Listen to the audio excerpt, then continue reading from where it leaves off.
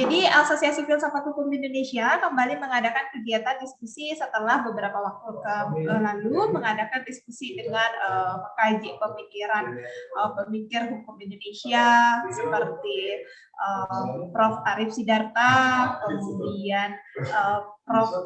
Standio Widyo Subroto, yang beberapa waktu kemarin ini kita sudah membedah pemikiran beliau, dan pada kesempatan hari ini AFI kembali mengadakan serial diskusi filsafat keadilan. Kegiatan ini dimulai hari ini tanggal 28 Mei 2021 sampai dengan tanggal 4 September 2021, artinya panjang sekali serial diskusi yang diselenggarakan oleh AFI ini dengan menyusun sedikitnya 13 tema dan menghadirkan narasumber yang relevan dan menarik. Kegiatan ini kerjasama Meta Juridika, Fakultas Hukum Unram, dan didukung oleh The Asia Foundation atau TAF.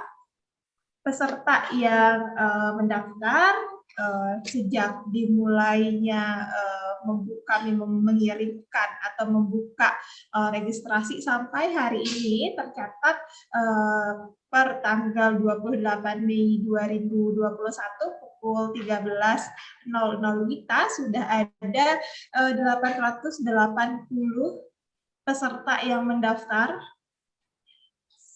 Namun pada tiap sesi karena keterbatasan Zoom, Meta Juridika hanya menampung 300 peserta.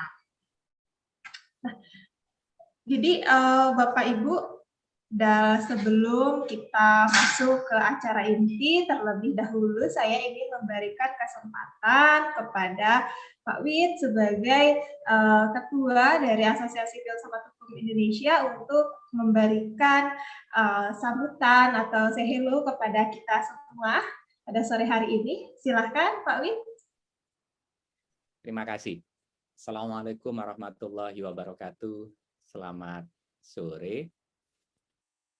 Asosiasi Filsafat Hukum Indonesia menyelenggarakan serial diskusi bekerjasama dengan Meta Juridika dan mendapat dukungan dari The Asia Foundation mengambil tema tentang keadilan. Selama ini biasanya kita jarang memikirkan tentang apa itu keadilan. Kita baru memikirkan perlunya keadilan ketika ketidakadilan atau kita menjadi korban ketidakadilan. Selebihnya kita tidak pernah mempertanyakan atau semua itu sebagai suatu kewajaran. Nah, kita baru memikirkan apa perlunya keadilan ketika misalnya Pak Sabar, buruh perkebunan PDB Sumber Wadung di Jember yang telah bekerja selama 20 tahun lebih, tiba-tiba diberhentikan tanpa alasan yang jelas, di PHK secara lisan. Kita baru memikirkan apa itu keadilan, sebagaimana ibu-ibu petani di sekitar Pegunungan Kendeng, di Pati dan di Rembang, yang terancam sumber daya air karena perusahaan besar masuk mengeksploitasi Pegunungan Kendeng atau kars untuk semen. Kita juga memikirkan perlunya keadilan ketika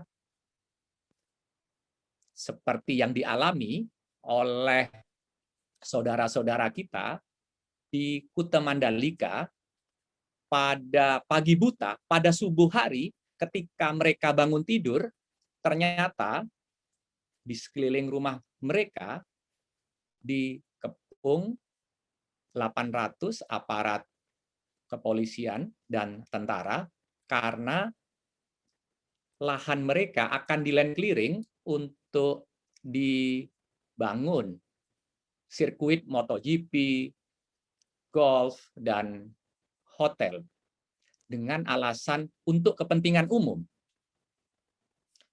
Persoalannya, ketidakadilan tersebut seringkali terjadi dalam kehidupan sehari-hari, justru dianggap wajar dan diterima begitu saja oleh masyarakat.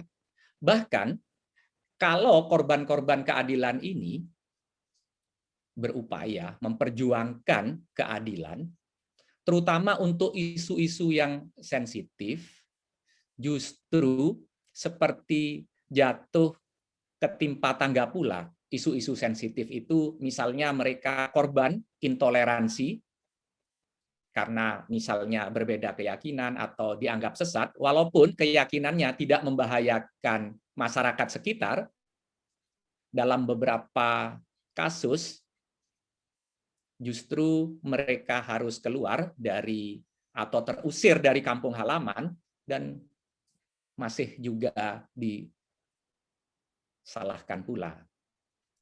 Atau kita baru memikirkan apa itu keadilan apabila kita menjadi korban kekerasan dalam rumah tangga yang pelakunya adalah orang terdekat dari kita. Tetapi kita justru seringkali atau korban dianggap sebagai masalah atau tidak mendapat dukungan keadilan, baik dari pemerintah atau justru dari masyarakat sekitar. Nah, kalau demikian, keadilan juga persoalan perspektif atau cara pandang. Keadilan memang seperti kaki langit yang apabila kita dekati, ternyata lebih luas dibanding apa yang kita bayangkan. Nah, dari latar belakang pemikiran atau gagasan yang melatar belakangi itu, AFHI menyelenggarakan diskusi tentang keadilan, mulai dari topik yang klasik hingga yang kontemporer, mulai pemikiran Platon hingga yang kontemporer seperti keadilan deliberatif Habermas atau dekonstruktivisme Derrida. Nah, para narasumber yang diundang adalah para pemikir filsafat atau pemikir-pemikir raksasa yang saya kagumi, seperti Prof. atau Dr. Setio Wibowo, Romo Setio, yang akan menyampaikan tentang teori keadilan Platon sore ini. Kemudian pemikir seperti Romo Widi, Romo Andang, Ustadz Fahrudin Faiz, kemudian Mbak Gadis Arifia, kemudian Mas Sunario, Mas Doni Danardono, Pak Fitzgerald Sitorus, Pak Budi Hardiman, Mbak Rike Diah Pitaloka, kemudian juga ada pemikir-pemikir muda. Jadi tidak semuanya pemikir-pemikir senior. Misalnya ada Mas Rosa, Tega Buana, kemudian Mas Muhammad Alfi Pratama, lalu ada aktivis yang juga ketua YLBHI, Mbak Asfinawati, dan Mas Tanius Sebastian. Bahkan ada pemikir muda yang masih mahasiswa yang tampil bersama dengan para pemikir raksasa, Anang Isal. Jadi mulai dari bulan Mei hingga Agustus ini kita menyelenggarakan sebuah pesta filsafat tentang keadilan. Saya kembalikan untuk moderator. Terima kasih. Jadi Glaucon mempertanyakan soal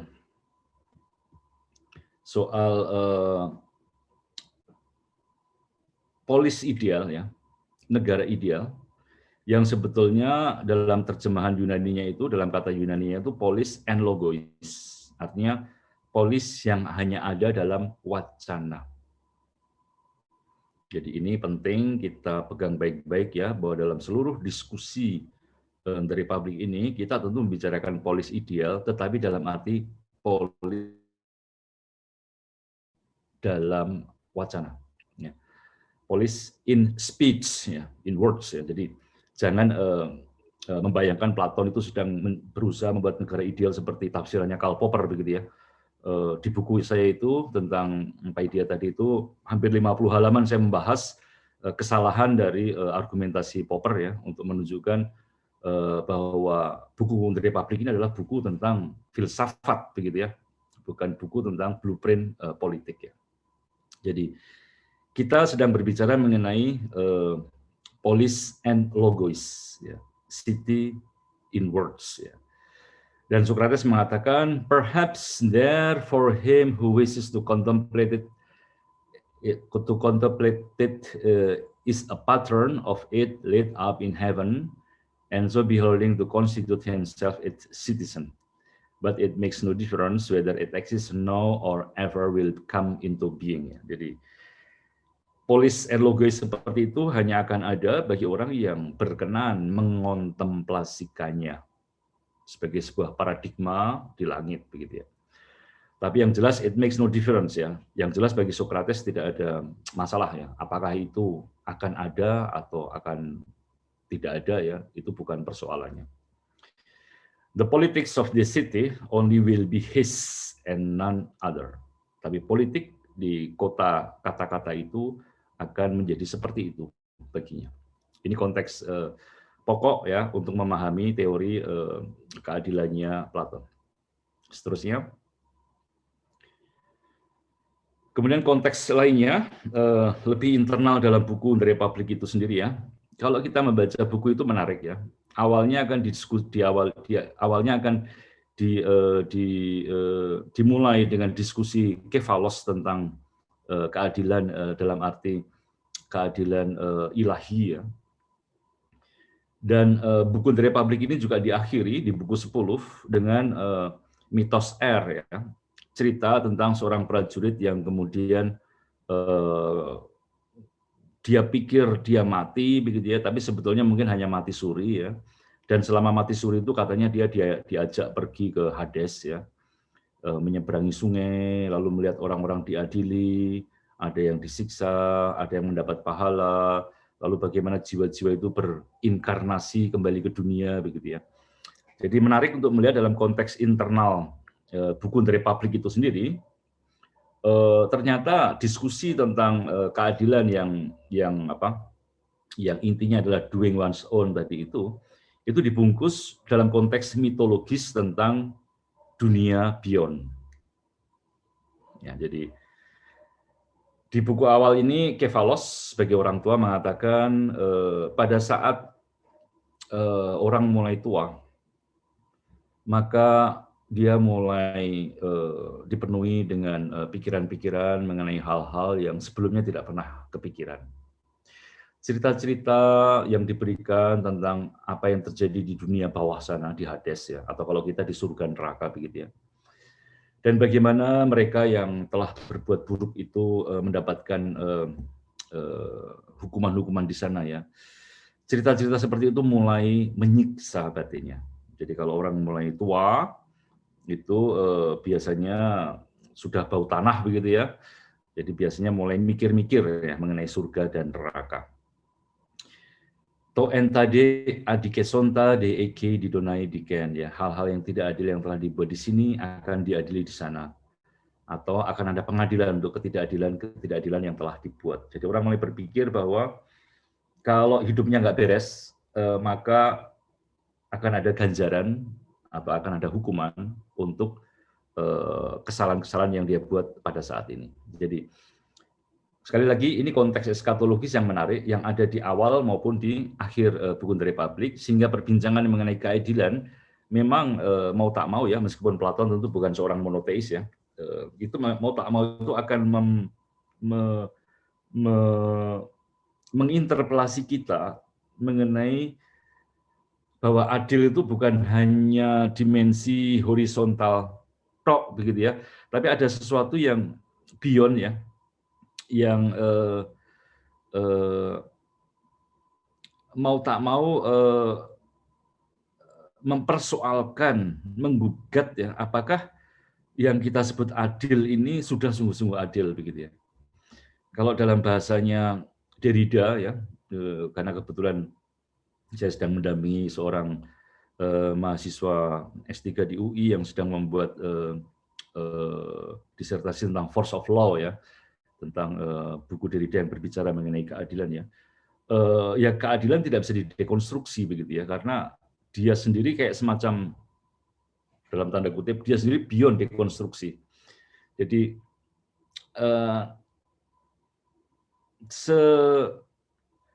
seapapun misalnya upaya untuk mereparasi Holocaust ya, mereparasi tindakan kejaman Hitler ya, dengan membayar semacam pajak, dengan memberikan keistimewaan kewarganegaraan untuk orang-orang keturunan Yahudi.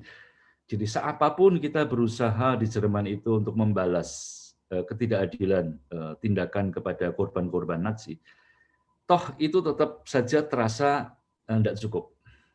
Ya, jadi pun kalau kita sudah berusaha seadil-adilnya, ada sesuatu yang masih beyond begitu ya, beyond yang menuntut pemenuhannya. Dalam bahasa religius tentu paling gampang mengatakan bahwa ya keadilan ilahi itu mau tidak mau selalu menjadi horizon untuk apapun upaya kita mencari keadilan di dunia ini ya. Dan hanya keadilan ilahi yang bisa memuaskan begitu ya, memuaskan hasrat kita akan keadilan. Ya tentu sebuah pemuasan yang kontradiktif ya, karena kita sudah tidak ada di dunia lagi begitu loh. Jadi dan apakah kalau kita sudah meninggalkan dunia, kita masih bisa bicara soal puas tidak puas begitu ya, itu kan juga kita nggak ngerti begitu ya. Tapi intinya itu, jadi intinya Platon pun sudah meletakkan wacana pembicaraan mengenai keadilan ini dalam perspektif yang dibilang Pak Widodo tadi seperti kaki langit begitu ya, yang selalu menjauh manakala kita mau mencarinya. Terus nah, kefalos, jadi ini definisi pertama yang kita hadapi saat berdiskusi mengenai keadilan ya. Pada masa tuanya, kefalos agak resah, dia agak takut ya, karena dia yakin adanya hidup setelah mati. Dan rasa takut itu yang kemudian membuat orang mulai memeriksa batinnya, memeriksa kesadarannya, apa saja yang telah dia buat selama hidupnya, apakah dia telah melakukan ketidakadilan dalam hidupnya ya. Namun kefalos secara umum cukup tenang di bagian buku pertama dari Republik itu ya, menghadapi saat akhir hidupnya. Dia memiliki harapan yang manis ya, sebagaimana orang kebanyakan lainnya yang sadar bahwa selama hidupnya tidak melakukan suatu apapun yang salah ya. Jadi meskipun kefalos agak khawatir mengenai nanti soal surga neraka, tapi toh secara umum kefalos tenang begitu ya, dia tidak terlalu resah ya menghadapi hari tuanya. Dia merasa tidak punya hutang yang harus dilunasi. Terus kefalos mencukupkan diri dengan hidup yang yang suara batinnya bersih, karena dia tidak pernah menipu sesama, dia tidak pernah berhutang kepada sesama, dan tidak melalaikan satu persembahan sesaji apapun kepada para dewa. Karena sudah melaksanakan semua kewajiban yang harus dilakukan, dia merasa tidak perlu takut untuk pergi ke dunia setelah kematian. Dan harus diakui, untuk bisa hidup yang tenang seperti itu, the possession of property contributes not a little.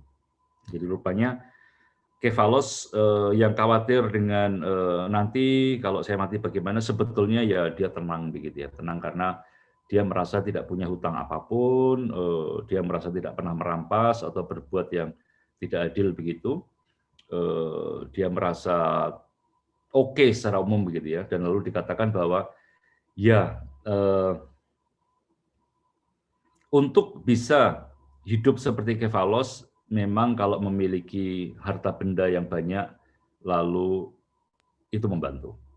Ya, jadi kan dalam pemahaman umum itu ya, kalau Anda mau hidup yang adil, itu kan Anda bukan hanya tidak punya hutang pada sesama, tapi juga tidak punya hutang kepada para dewa. Artinya Anda punya kewajiban memberikan bantuan, Anda kewajiban untuk ritual-ritual memberikan persembahan, begitu ya. Dan semakin persembahannya gede kan kita berpikir, wah berarti semakin besar juga petak surga yang saya miliki, begitu ya.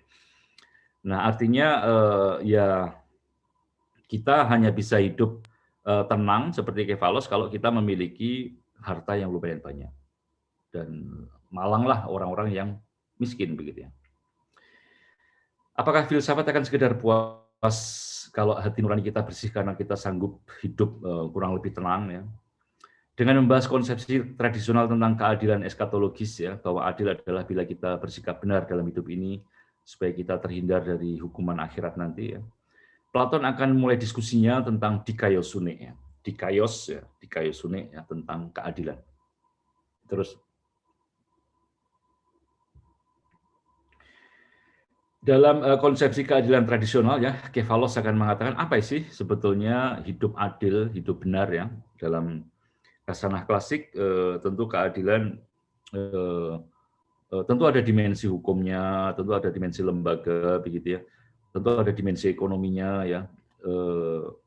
Tapi yang secara umum yang saya pahami ya, dikaiosune merujuk kepada keadilan dalam arti ketegaan ya, kebenaran ya. Jadi orang yang adil ya, dari bahasa Arab adil ya, itu adalah orang yang tegak, orang yang benar ya. Nah, bagaimana kita mendefinisikan adil, benar, tegak itu seperti apa? Maka dalam definisi yang pertama, secara tradisional, Kefalos mengatakan adil adalah truth telling and paying back what one has received from anyone, atau to tell the truth and return what one has received ya. Jadi adil itu ya sederhana, yaitu ketika Anda mengatakan kebenaran dan Anda mengembalikan ya, apa yang Anda terima dari orang lain. Ya, Socrates akan membantah definisi ini ya, mengatakan kebenaran dan mengembalikan apa yang Anda terima dari orang lain ya, dengan menanggapi bahwa ya mengatakan kebenaran dan mengembalikan barang atau sesuatu itu ya tergantung konteksnya ya. Misalnya kalau kita berutang pisau kepada orang yang lalu menjadi gila, apakah kita mesti mengembalikannya? Nah, jadi Socrates memberikan contoh, truth telling, oke, ya bilang jujur. Jadi saya pinjam pisau kepada Amir. Lalu Amir itu saya tahu sekarang menjadi sinting, orangnya menjadi gila. Nah, lalu suatu hari Amir ini datang ke rumah saya, "Setio, mana pisau saya?" begitu ya. Nah, karena saya tahu Amir ini udah sinting ya, apakah saya harus truth telling, saya harus mengatakan kebenaran? Oh iya, saya kemarin pinjam pisau kamu, atau enggak? Dan apakah saya harus mengembalikan pisau itu kepada Amir, meskipun saya tahu bahwa Amir sudah sinting?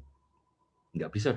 Menurut Socrates, apa yang kamu lakukan malah tidak adil, begitu ya, malah berbahaya ya, karena kamu mengatakan kebenaran dan mengembalikan barang yang cukup berbahaya kepada orang yang sudah sinting ya, itu artinya kamu akan memprovokasi kejahatan. Ya, jadi tidak bisa. Keadilan tidak bisa seperti itu. Terus,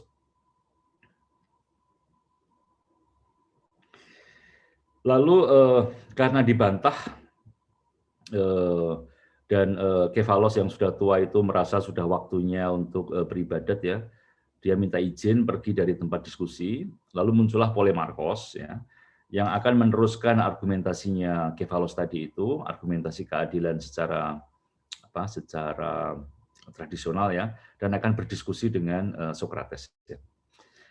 Polemarkos masuk ke arena dan mengutip seorang penyair pro-demokrasi bernama Simonides ya, untuk mengutarakan definisi kedua tentang apa itu dikaiosune ya. Apa itu adil? Adil adalah to render to each his due. Memberikan apa yang menjadi haknya itulah adil. Inilah konsep tradisional keadilan di mata para penyair Yunani.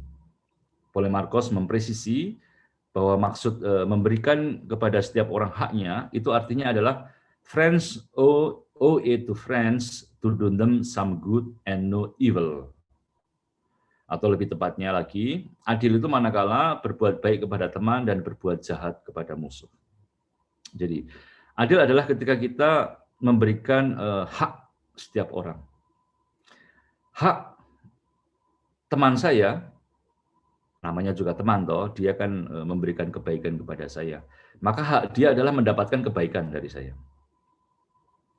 Tetapi musuh saya, orang yang menjahati saya, orang yang mengkhianati saya, orang yang menusuk saya dari belakang, ya, apa haknya dia? Ya jelas, ya, permusuhan.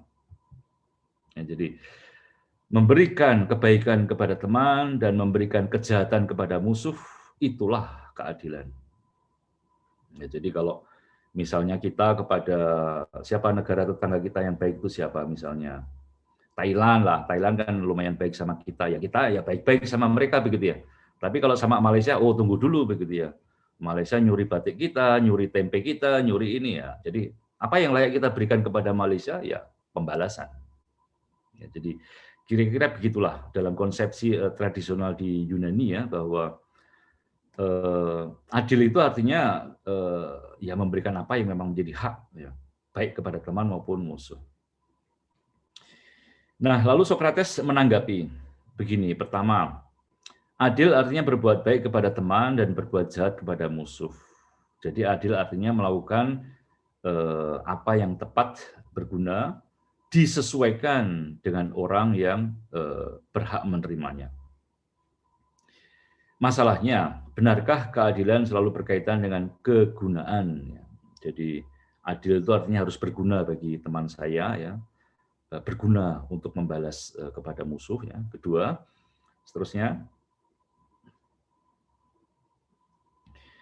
Dan Sokrates juga mengajak untuk melihat lebih jauh apa yang dimaksud dengan teman dalam definisi itu. Jadi memberikan hak kepada setiap orang, ya, memberikan kebaikan kepada teman dan memberikan kejahatan kepada musuh, ya. Nah, Sokrates akan seperti biasa ya, akan mempertanyakan secara mendetail ya. Yang kamu bilang teman itu siapa sebetulnya? Ya, kalau kamu memberikan kebaikan kepada teman kamu, teman itu siapa sih? Apakah teman di situ merujuk pada orang yang tampaknya jujur, ataukah orang yang sungguh-sungguh jujur meskipun tampaknya tidak begitu? Pertanyaan yang sama juga dikenakan pada soal musuh. Kalau kamu mengatakan kamu hendak membalas musuh kamu, pertanyaannya, siapakah musuh itu? Apakah yang tampaknya saja musuh, padahal bukan? Atau dia sungguh-sungguh musuh meskipun tampaknya teman? Ya, ini kan sering kita dalam hidup sehari-hari kan justru kita ini kan harus berhati-hati dengan orang yang kelihatannya sahabat, ya. Karena justru orang-orang yang kelihatannya sahabat itulah yang siap-siap membunuh kita, begitu.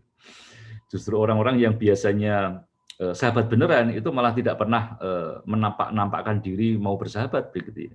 Jadi justru orang yang malah tampaknya musuh, ya. Jadi posisi Polemarchos yang tadi kelihatannya jelas ya. Adil itu artinya memberikan kepada setiap pihak haknya, gitu ya. Akan dibawa Sokrates ke sebuah paradoks demikian rupa sehingga keadilan justru akan tampak sebagai berbuat baik kepada musuh dan berbuat jahat kepada temannya.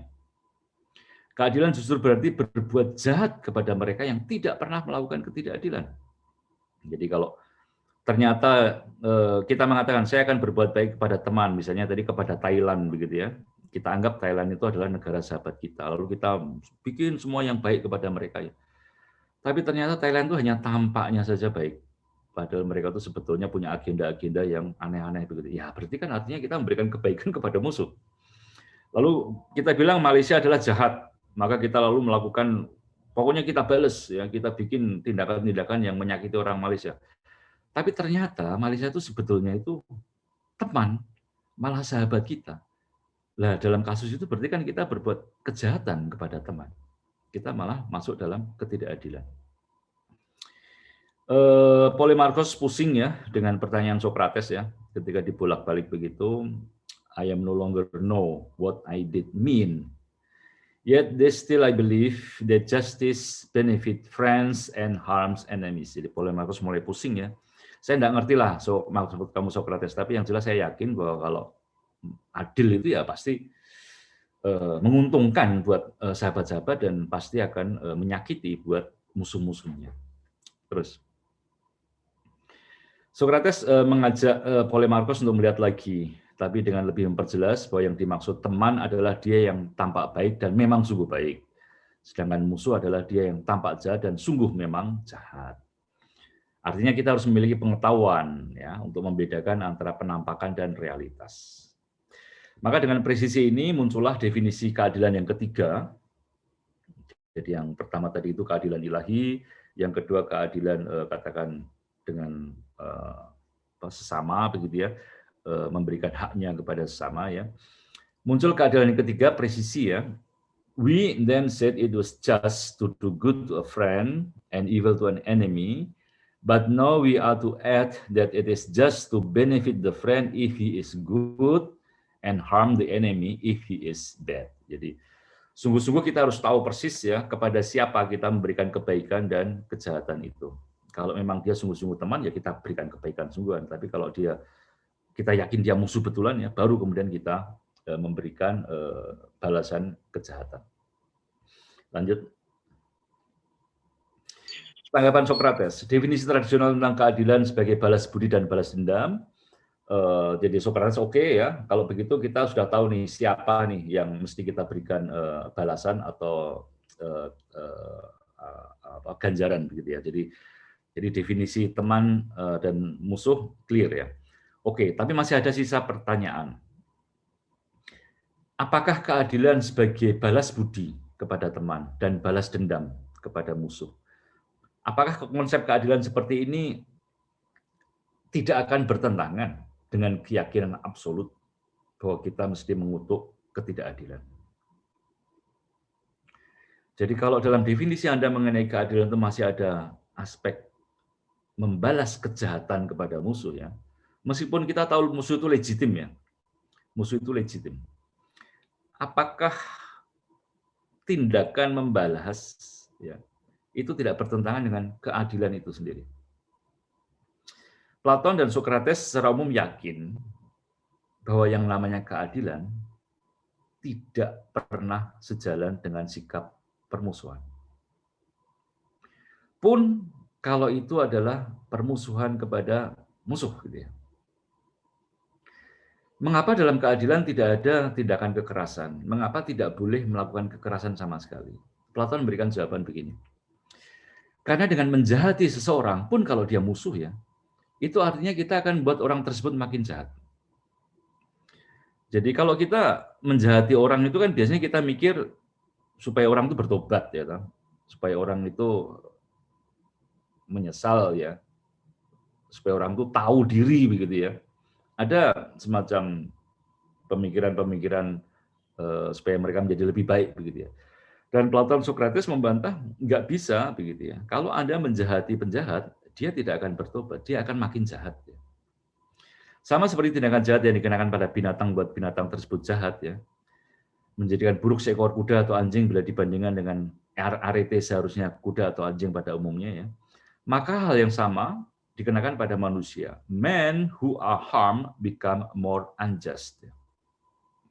Manusia yang dijahati akan menjadi makin tidak adil ya, menjadi tidak benar ya. Menjadi buruk bila dibandingkan dengan excellence khasnya sebagai manusia. Jadi kalau kita ngajari anjing kita dengan kekerasan, kita pukuli terus ya, dia tidak akan menjadi baik ya, dia akan menjadi makin buruk ya. Demikian juga terhadap manusia. Terus bila seorang itu sungguh-sungguh adil menurut Socrates, maka orang adil tidak akan pernah menyakiti orang lain, pun kalau orang lain itu adalah musuhnya. Maka jika ada orang yang berkata bahwa ia adil, tetapi dia menyakiti orang lain, menurut Socrates itu bukanlah benar-benar adil.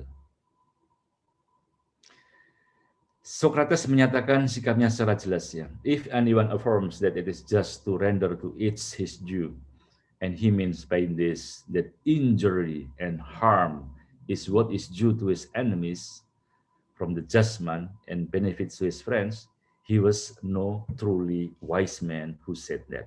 Jadi kalau ada orang mengatakan bahwa adil itu adalah memberikan hak kepada setiap orang, dan lewat kata-kata itu artinya juga menyakiti orang lain, menyakiti musuh, maka menurut Socrates itu bukanlah keadilan. Socrates menolak definisi keadilan yang dikatakan berasal dari Simonides, ya, definisi keadilan yang dipegang oleh masyarakat Yunani, dan saya kira definisi keadilan yang hampir setiap dari kita mungkin masih memegangnya. Ya. Adil itu adalah tindakan balas membalas. Terus sebelum memberikan tesisnya tentang dikaiosunik, ya, maka kita masuk dalam babak lain, ya. Jadi setelah diskusi baik-baik antara Socrates dengan Kefalos dan Polemarchos, ya, maka akan masuk proposisi lain yang lebih brutal dari orang bernama Thrasymachos, ya, yang akan menyerang dengan tajam posisi-posisi argumentasi Socrates, ya. Thrasymachos adalah seorang sofis, ya, dan dia digambarkan di situ perilakunya brutal begitu, ya, seperti singa yang sudah menunggu mangsanya sejak lama, ya. Begitu ada kesempatan langsung masuk begitu, ya. Dia mengkritik omongan Polemarchos, Kefalos, juga jawaban Socrates, ya. Semua itu hanya omong kosong begitu, ya. Omong-omong mengenai keadilan seperti itu, ya. Adil itu di depan yang ilahi lah, adil itu baik kepada sesama lah, bersikap adil itu tanpa kekerasan lah, adil itu membahagiakan, itu semua adalah omong kosong begitu, ya. Terus kita langsung saja. Saya kira terus. Nah, lalu Thrasymachos mengatakan, kalau kamu mau tahu apa itu keadilan, ya, ini nih, saya kasih teori saya. I affirm that the just is nothing else than the advantage of the stronger. Socrates agak kaget mendengar definisi itu, lalu dia mengulangi, ya. The advantage of the stronger is what you affirm the just to be. Jadi sofisme adalah gerakan pemikiran yang ada di zaman Yunani yang sangat pro demokrasi, membantu bertumbuhnya demokrasi, ya, sering dianggap sebagai fasilitator demokrasi, begitu, ya. Tapi juga sofisme bisa dibaca sebagai mereka yang mensabotase demokrasi, ya, karena lalu lewat aktivitas mereka sebagai pengacara, ya. Jadi ini mohon maaf sebelumnya, ya, bagi teman-teman ahli hukum semua begitu, ya. Jadi para pengacara, para ahli hukum itu sering diletakkan di posisi sofistik ini, sofisme ini, yang bisa memakai argumen apapun begitu, ya, membolak-balik semuanya begitu. Kaum sofis akan mengadvokasi sebuah ide yang tentu pada zaman itu cukup menghenyakkan, yaitu bahwa keadilan itu tak lain dan tak bukan adalah kesepakatan. Keadilan tidak ada kodratnya sama sekali. Tidak ada yang namanya esensi keadilan. Tidak ada yang namanya nature of justice. Tidak ada yang namanya justice in itself. Tidak ada yang namanya keadilan, begitu, ya. Nah, untuk membuat sadar mengenai posisi ini, maka Thrasymachos dan nanti Glaukon, ya, itu akan menawarkan sebuah konsepsi keadilan yang betul-betul di luar, ya. Kalau tadi itu kan misalnya kayak Kefalos, ya, tentang dihubungkan dengan surga neraka, itu kan ada semacam referensi kepada yang beyond, ya. Keadilan itu kita kaitkan dengan sesuatu yang beyond, ya. Para dewa itu melihat tindakan kita, ya. Jadi ada para dewa yang mengawasi kita, begitu. Kalau definisinya Polemarchos tadi itu, mengapa kita berbuat adil, ya, kepada sesama, ya, berbuat baik kepada teman dan melakukan pembalasan kepada sesama, yang lalu kemudian dibantah oleh Socrates. Di situ ada semacam kayak kodrat kebaikan, ya, yang menjadi landasan dari yang namanya keadilan. Ya. Adil itu ya artinya kalau kepada orang yang memang baik kepada saya, ya saya baik kepada dia, begitu, ya. Tapi kalau orang yang jahat kepada saya, ya saya melakukan kejahatan yang sama, gitu, ya. Jadi itu ada semacam sesuatu yang esensial, ya, yang menjadi landasan dari yang namanya keadilan itu, yaitu kebaikan, ya, balas budi dan balas dendam. Nah, dengan Thrasymachos dan nanti Glaukon itu semua hilang. Ya. Apa itu adil? Jawabannya Thrasymachos, adil itu adalah kepentingan dia yang lebih kuat. tidak lebih dan tidak kurang. Terus,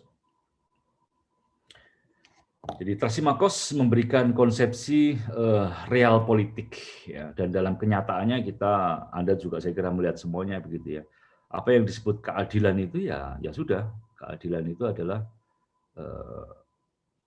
kemenangan ya, interest dari yang paling kuat. Di mana-mana yang namanya hukum itu dalam negara demokratis di voting lewat suara terbanyak. Ya, pasal-pasal ya itu muncul lewat voting suara terbanyak. Artinya kalau suara terbanyak itu ya suara dari fraksi-fraksi tertentu begitu ya. Dan fraksi-fraksi tertentu artinya mereka mengusung interest tertentu ya. Maka adil yang lalu kemudian menjadi hukum-hukum itu ya, itu sebenarnya simpel, itu adalah manifestasi dari kepentingan yang lebih kuat. Kalau kita bicara mengenai SKB 3 Menteri, pendirian rumah ibadat, ya di situ juga sangat jelas ya, bahwa surat itu muncul untuk mewakili kepentingan siapa? Ya kepentingan yang lebih kuat. Tidak lebih dan tidak kurang. I affirm that the just is nothing else than the advantage of the stronger. Well, why don't you applaud? Ya. Keadilan adalah kepentingan yang paling kuat. Loh, kok nggak ada yang tepuk tangan buat saya? Jadi ini adalah definisi sofistik yang cukup apa ya? Ya kita bilang mungkin sangat gelap gitu ya. Tapi juga ya real politik seperti itu ya. Dunia kita seperti itu. Terus. Dari tesis Thrasymachos tentang keadilan ini ada dua hal yang bisa dibahas ya. Pertama, keadilan sebagai apa yang menguntungkan untuk mereka yang lebih kuat. Dan kedua, keadilan sebagai sebuah kebaikan bagi orang lain. Di mulut Thrasymachos, pernyataan ini bernada sangat sinis ya. Keharusan bersikap adil itu memang baiknya bagi orang lain ya. Tapi jangan untuk saya. Jadi adil itu memang baik ya untuk orang lain melakukannya ya. Tapi untuk saya ya saya nggak ada urusan dengan itulah. Saya bisa melakukan yang lainnya. Terus inilah konsepsi keadilan Thrasymachos yang biasa kita lihat sehari-hari. Terus justice in the rest of the stronger, might makes right. Ya, jadi kekuatan itu yang membuatnya ya kita rejim hukum internasional itu kan kalau kita misalnya bicara soal Palestina begitu ya. Kan akhirnya ujung-ujungnya kita balik lagi ke soal Inggris begitu ya, pemenang Perang Dunia Kedua begitu ya. Jadi mereka lah yang menentukan hukum-hukum itu ya. Dan kemudian kalau kemudian terjadi gencatan senjata segala macam, ya ujung-ujungnya might makes right ya. Power, not conventional notions of morality, should be everyone goal. Jadi memang kekuasaan lah yang menentukan semuanya. Terus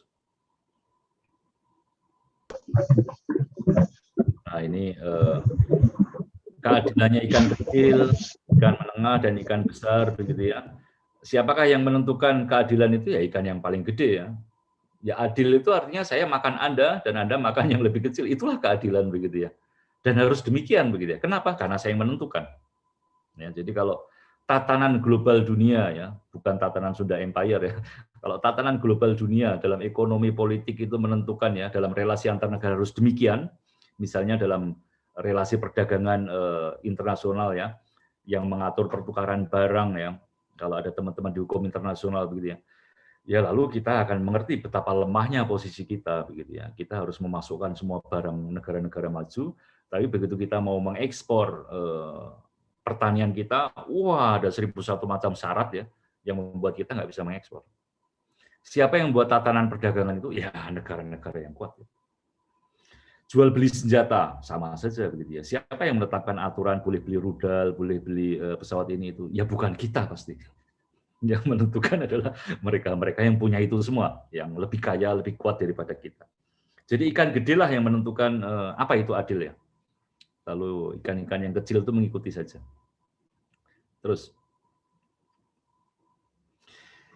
jadi pertama, tesis Thrasymachos ini memperlihatkan keadilan sebagai hasil dari proses politik ya dalam bentuk hukum ya yang dilakukan oleh penguasa real ya. Jadi penguasalah yang menentukan hukum itu harus bagaimana ya. Jadi hukum sebagai tulisan ya itu ya hanya tulisan dari sebuah konsep keadilan ya, yang mana sebetulnya tak lain adalah interest ya. Keadilan adalah interest dari mereka yang paling kuat. Dan keadilan sama sekali tidak dikaitkan dengan apa yang diharapkan secara moral ya, misalnya mencari kebahagiaan, enggak ada hubungannya ya. Jadi keadilan tidak ada hubungannya dengan surga neraka, keadilan tidak ada hubungannya dengan moralitas ya, keadilan tidak ada hubungannya dengan kebahagiaan, enggak. Keadilan adalah kepentingan.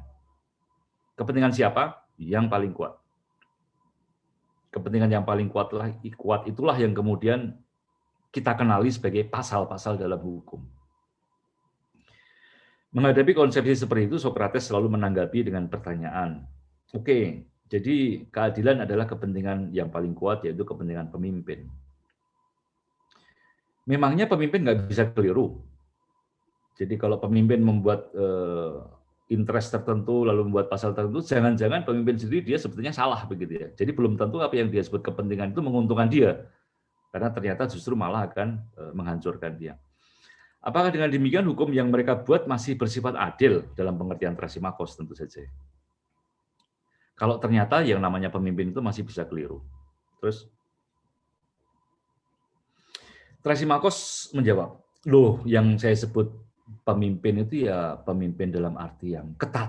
Ya, jadi pemimpin dalam arti ketat artinya pemimpin yang tidak pernah keliru. Ya, sehingga kalau dia kemudian membuat hukum atas dasar interest dia, ya pasti selalu mendukung kebenaran interest dia sendiri. Konsepsi tentang pemimpin yang murni pemimpin, pakar yang sungguh-sungguh secara ketat pakar, ya, ini memberikan kesempatan kepada Socrates untuk berbicara tentang apa itu keahlian. Jadi kalau orang itu memimpin, dia kan harus punya keahlian, punya pengetahuan, begitu ya. Menurut Socrates, setiap keahlian atau keterampilan itu membutuhkan sebuah landasan, yaitu yang namanya pengetahuan. Karena tanpa pengetahuan, ya, sebuah teknik kepakarannya, tidak mungkin orang bisa memimpin. Jadi kalau orang mau memimpin, ya dia butuh seni ya, seni untuk memimpin ya, sebuah pengetahuan ya, sebuah knowledge ya, dan hanya dengan knowledge itulah dia bisa menjadi pemimpin yang betul-betul pemimpin. Dalam arti itu, menurut Socrates, keadilan adalah teknik memimpin itu sendiri.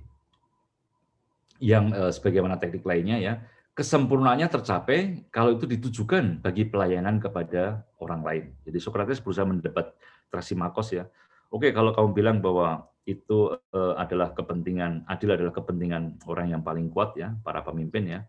Oke, pemimpin itu kan punya ilmu ya ketika dia menjadi pemimpin ya. Dan kesempurnaan ilmu memimpin itu adalah keadilan, yaitu ketika ilmu itu berguna bagi orang lain. Terus, teknik memimpin selalu diarahkan demi kepentingan mereka yang dipimpin. Di mata Socrates, teknik memimpin ini mencapai kesempurnaannya ketika kepentingan si pemimpin dan orang yang dipimpin dipenuhinya. Nantinya bagi Aristoteles pun jelas bahwa keadilan adalah satu-satunya keutamaan di mana yang dicari adalah kebaikan bagi orang lain dan bukan bagi diri sendiri. Nah, bagi Thrasymachos, dia menolak omongannya Socrates tadi itu ya. Seorang pemimpin selalu akan mencari keuntungan bagi diri mereka sendiri. Para pemimpin dengan sendirinya adalah orang yang dipenuhi ambisi pleonektik. Teknik memimpin bagi Thrasymachos dilandasi dan diarahkan oleh kepentingan diri si pemimpin sendiri. Jadi, Thrasymachos akan mengusung konsepsi mengenai manusia yang sepenuhnya pleonektik. Manusia yang sepenuhnya dikuasai oleh hasratnya untuk serakah setotal-totalnya. Orang yang tidak mau mengendalikan diri. Orang yang tidak mampu mengendalikan diri. Jadi yang namanya pemimpin itu ya sudah dia mencari kepentingan dirinya sendiri semaksimal mungkin begitu ya, sehabis-habisnya. Dalam konsepsi seperti ini, mengingat memimpin artinya mencari untung bagi diri sendiri, maka soal keadilan yang tampak dalam hukum sebetulnya bagi Thrasymachos hanyalah tambah-tambahan naif saja. Jadi sebetulnya kalau seorang pemimpin itu menciptakan hukum, ya, itu sebetulnya hanya lipstick aja. Hukum itu apa sih? Hukum itu hanya pemanis bibir aja. Ya. Sebetulnya tanpa hukum dia juga bisa ya nyikat, ngambil semuanya begitu ya. Tapi ya ini ya supaya kelihatan baik-baiklah, supaya kelihatan manis begitulah. Ada aturan ini, ada aturan itu ya. Pemanis bibir belaka untuk menutupi motif mencari untung bagi diri sendiri. Terus. Jadi pleonexia artinya hasrat yang tak pernah puas untuk mengambil keuntungan, caranya dengan memanfaatkan kelemahan orang lain demi keuntungan sendiri. Mengeksploitasi, mencari keuntungan sendiri. Secara umum pleonexia merujuk pada apa yang eksesif. Sejauh Thrasymachos memaksudkan definisi keadilan sebagai memiliki keuntungan yang lebih, maka dia pleonektik ya. Jadi memang sofisme ya, mengusung keadilan konvensional, keadilan sebagai kesepakatan ya. Dan dalam kesepakatan itu artinya kesepakatan dari pemimpin ya, mereka yang lebih kuat ya. Dan ketika pemimpin itu mencari keuntungannya sendiri, itu sifatnya tak terbatas ya. Ya, jadi ini memang cukup ya, tapi memang dalam kenyataannya seperti itu ya. Setiap orang, organisasi, kelompok, perusahaan ya, biasanya seperti itu. Terus doktrin yang dipertahankan oleh Thrasymachos secara terang-terangan bersifat immoral ya. Sementara posisi Socrates hendak melawan pleonexia dan menyatakan bahwa seni memimpin, seni politik adalah seni yang mestinya melayani orang lain. Jadi posisi ini keadilan bagi seorang pemimpin itu adalah artinya semacam knowledge untuk menjadi pemimpin, ya, pengetahuan untuk menjadi pemimpin, dan itu demi pelayanan bagi orang lain ya, yang lalu sering diumpamakan sebagai kepemimpinan sebagai gembala ya. Itu oleh Thrasymachos akan dianggap sebagai pemikiran yang naif. Ya.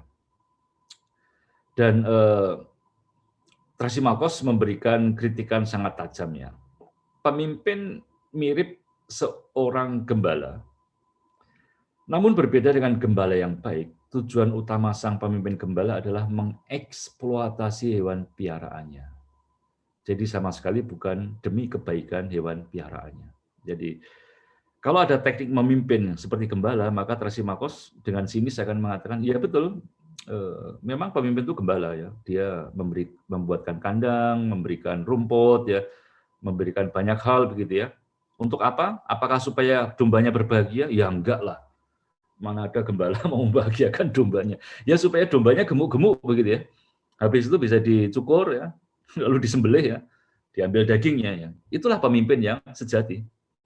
Ya, yang lewat membuat aturan di kandang ya sebetulnya aturan itu nggak perlu begitu ya, tapi ya sudahlah sebagai pemanis bibir seolah-olah kandang kamu itu ekologis ya, kandang kamu itu penuh dengan human rights begitu ya kamu bikin ya, tapi sebenarnya kamu nggak perlu ya, karena inti dari keadilan adalah eksploitasi terhadap yang lemah. Terus jadi cara berpikir Thrasymachos ini memang akan mengguncang begitu ya, karena keadilan real politik seperti itu ya. Dan kalau saya membaca bukunya Romo Magnis ya, dia membahas juga teks ini tentang Thrasymachos itu. Dia memang menafsir bahwa dalam proses diskusi selanjutnya Socrates berhasil mematahkan argumen-argumen Thrasymachos. Tapi kalau saya membaca sendiri, Socrates tidak pernah berhasil mematahkan Thrasymachos. Thrasymachos akan tetap bertahan dalam posisinya, dan karena dia jengkel, Socrates ngeyel terus begitu ya. Lalu Thrasymachos mengatakan, ya udah gini aja deh, Socrates, kamu ngomong apa aja, saya iya-iyain aja. Silakan kamu ngomong ya. Jadi apapun yang kamu katakan akan saya iyai. Seperti nenek-nenek yang baik ya, saya akan iyai semua omongan kamu. Jadi sebetulnya di situ tidak ada betul-betul dialektika ya. Konsepsi keadilan Platon itu akan mentok berhadapan dengan konsepsi keadilan yang diusung oleh Thrasymachos. Saya kira kita terus, masih ada berapa menit, kita masuk ke Glaukon. Terus, nah, Glaukon akan melanjutkan argumentasi yang ditinggalkan Thrasymachos ya, dan dia akan berpura-pura menjadi orang tidak adil ya untuk melanjutkan cara berpikirnya Thrasymachos ya, guna memprovokasi Socrates. Terus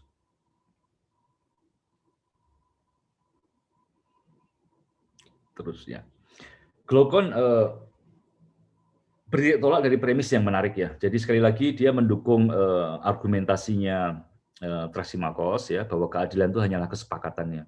Jadi tidak ada kodrat di balik apapun dalam keadilan. Kalau Thrasymachos mengatakan keadilan adalah kesepakatan dari mereka-mereka yang kuat, ya, yang bisa memaksakan kepentingannya, maka Glaucon akan membalik itu dengan mengatakan bahwa keadilan adalah kepentingan mereka yang lemah. Glaucon mengatakan begini, kebanyakan orang berpendapat bahwa melakukan ketidakadilan adalah sesuatu yang baik, artinya menguntungkan kita.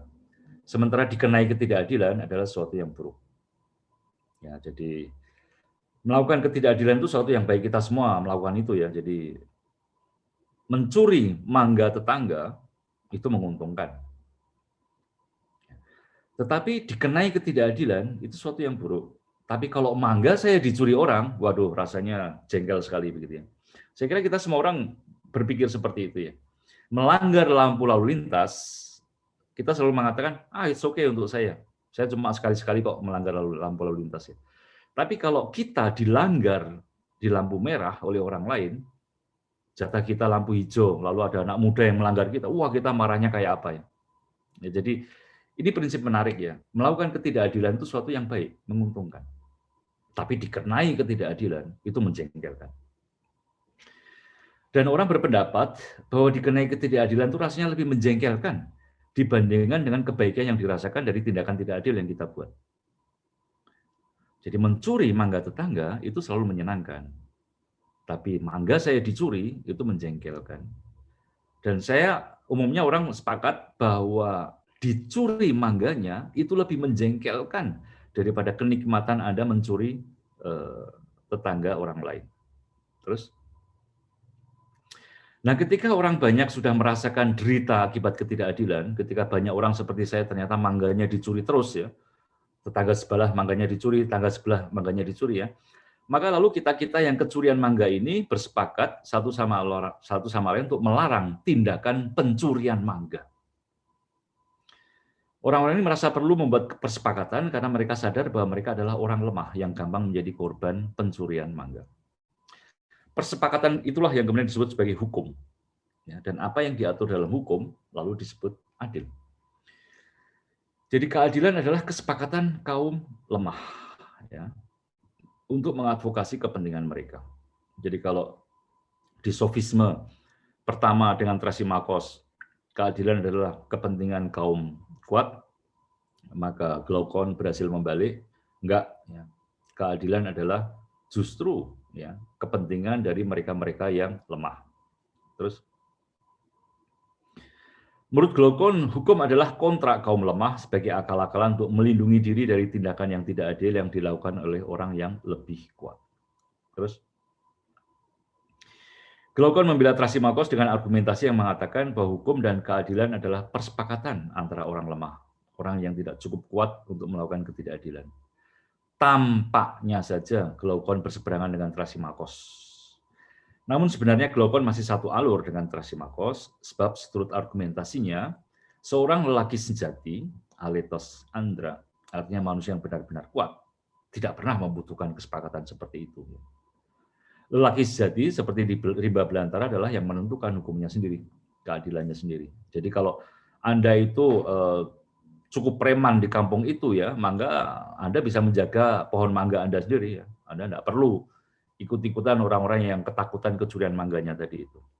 Jadi sebetulnya premisnya sama, ya. Satu, hukum itu hanya kesepakatan, ya. Dan kedua, kalau kamu kuat, ya kamu nggak butuh hukum. Ya, jadi hukum hanyalah kesepakatan, dan kalau kamu kuat, ya, karena kamu sebetulnya bisa memaksakan dirimu sendiri, maka kamu nggak butuh hukum. Hukum hanyalah pemanis, ya, untuk melindungi tindakan-tindakanmu. Terus, dalam arti ini Glaucon sama sekali tidak menolak argumen Trasimakos. Dia melengkapi dan memoles konsepsi hukum ala sofisme, bahwa hukum hanya konvensi. Keadilan hukum ditaati tidak secara kodratiah, melainkan karena dianggap mewakili kepentingan satu orang kuat atau sekelompok orang lemah yang menjadi kekuatan tersendiri. So, kepentingan berubah-ubah, maka hukum dan keadilan juga bersifat relatif. Jadi ini ragam konsepsi hukum, ya, yang dalam sofismenya, dalam versinya sofis, ya, itu memang ya namanya kesepakatan, ya, dan kesepakatan itu hasil dari interest begitu, ya, Dan karena interest ini selalu berubah-ubah ya, maka artinya hukum dan keadilan juga berubah-ubah terus ya. Itu menjadi relatif ya. Jadi menghadapi situasi seperti inilah Platon ya menawarkan ya bagaimana memberikan sebuah definisi yang di satu sisi bahwa keadilan itu bukan murni kesepakatan ya. Tapi di sisi lain juga keadilan itu bukan murni suatu yang kodratiah. Ya, jadi mencoba menjembatani antara teori kodrat dan teori yang sifatnya murni konvensional ala sofisme ya. Maka lalu Platon memberikan yang tadi saya katakan di awal ya, doing one's own ya, menjalankan fungsi masing-masing ya, sebagai semacam kerangka abstrak ya untuk memahami ya yang namanya keadilan. Saya kira jadi tidak perlu saya lanjutkan ya, jadi karena bahannya masih banyak sekali dan saya sudah berikan bahannya, jadi nanti bisa bisa dipelajari sendiri begitu ya. Tapi inilah elemen-elemen pokok ya dari diskusi mengenai keadilan dalam buku dari Republic ya. Tadi keadilan tradisional, lalu keadilan sofistik ya, yang kemudian nanti di Platon akan disimbolkan semacam ditawarkan oleh Platon ya, keadilan sebagai manakala setiap bagian menjalankan fungsinya masing-masing. Begitu Mbak Titin, waktu saya kembalikan mungkin lewat diskusi nanti kita bisa masuk lagi ke bahan. Terima kasih Romo Setio. Baik, kami persilahkan kepada Bapak Ibu bagi yang ingin menanggapi atau ingin bertanya terkait dengan materi kita pada sore hari ini. Ini sudah ada beberapa melalui kolom chat. Saya bacakan, tapi ketika Bapak Ibu yang ingin langsung bisa langsung saja menombol tombol raise hand. Ya, saya bacakan dulu. Yang pertama, Romo, ini ada pertanyaan dari Bapak Saleh Safi.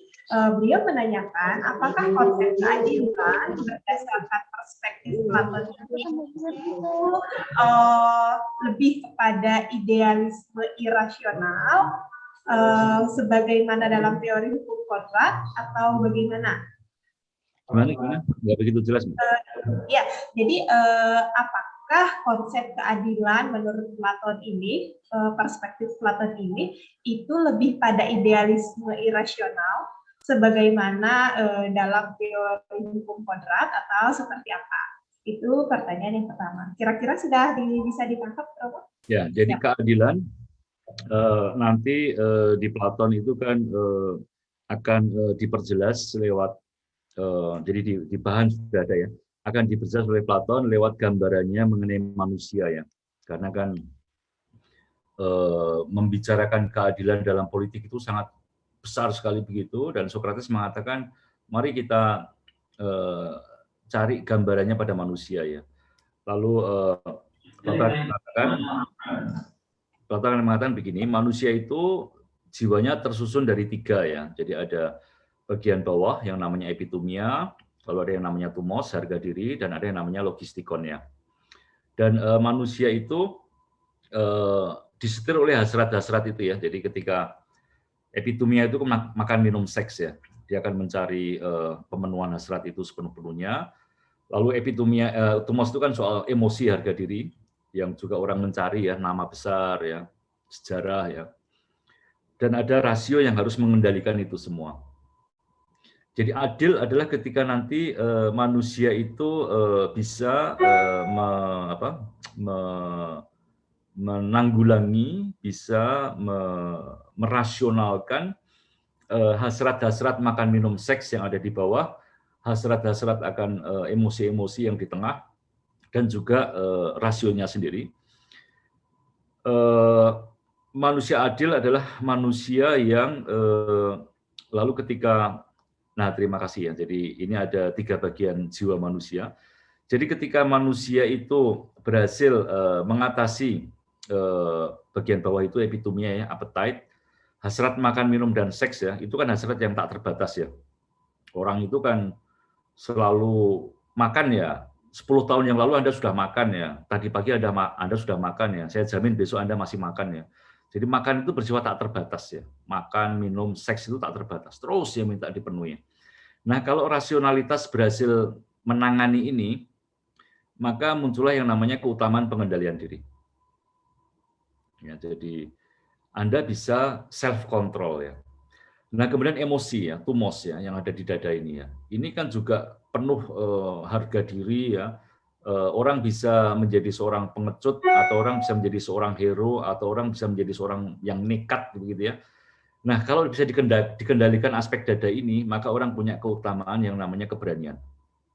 Ya, dan ketika rasio yang mengendalikan bagian-bagian jiwa ini ya, dia mengendalikan, dia memunculkan keugarian atau self control, memunculkan keberanian, maka rasio itu sendiri adalah rasio yang dipenuhi oleh tentu kepandaian, tapi juga dia dipenuhi keberanian dan self control. Itulah yang disebut dengan kebijaksanaan. Tolong diperlihatkan diagram yang bawah tentang keutamaan. Terus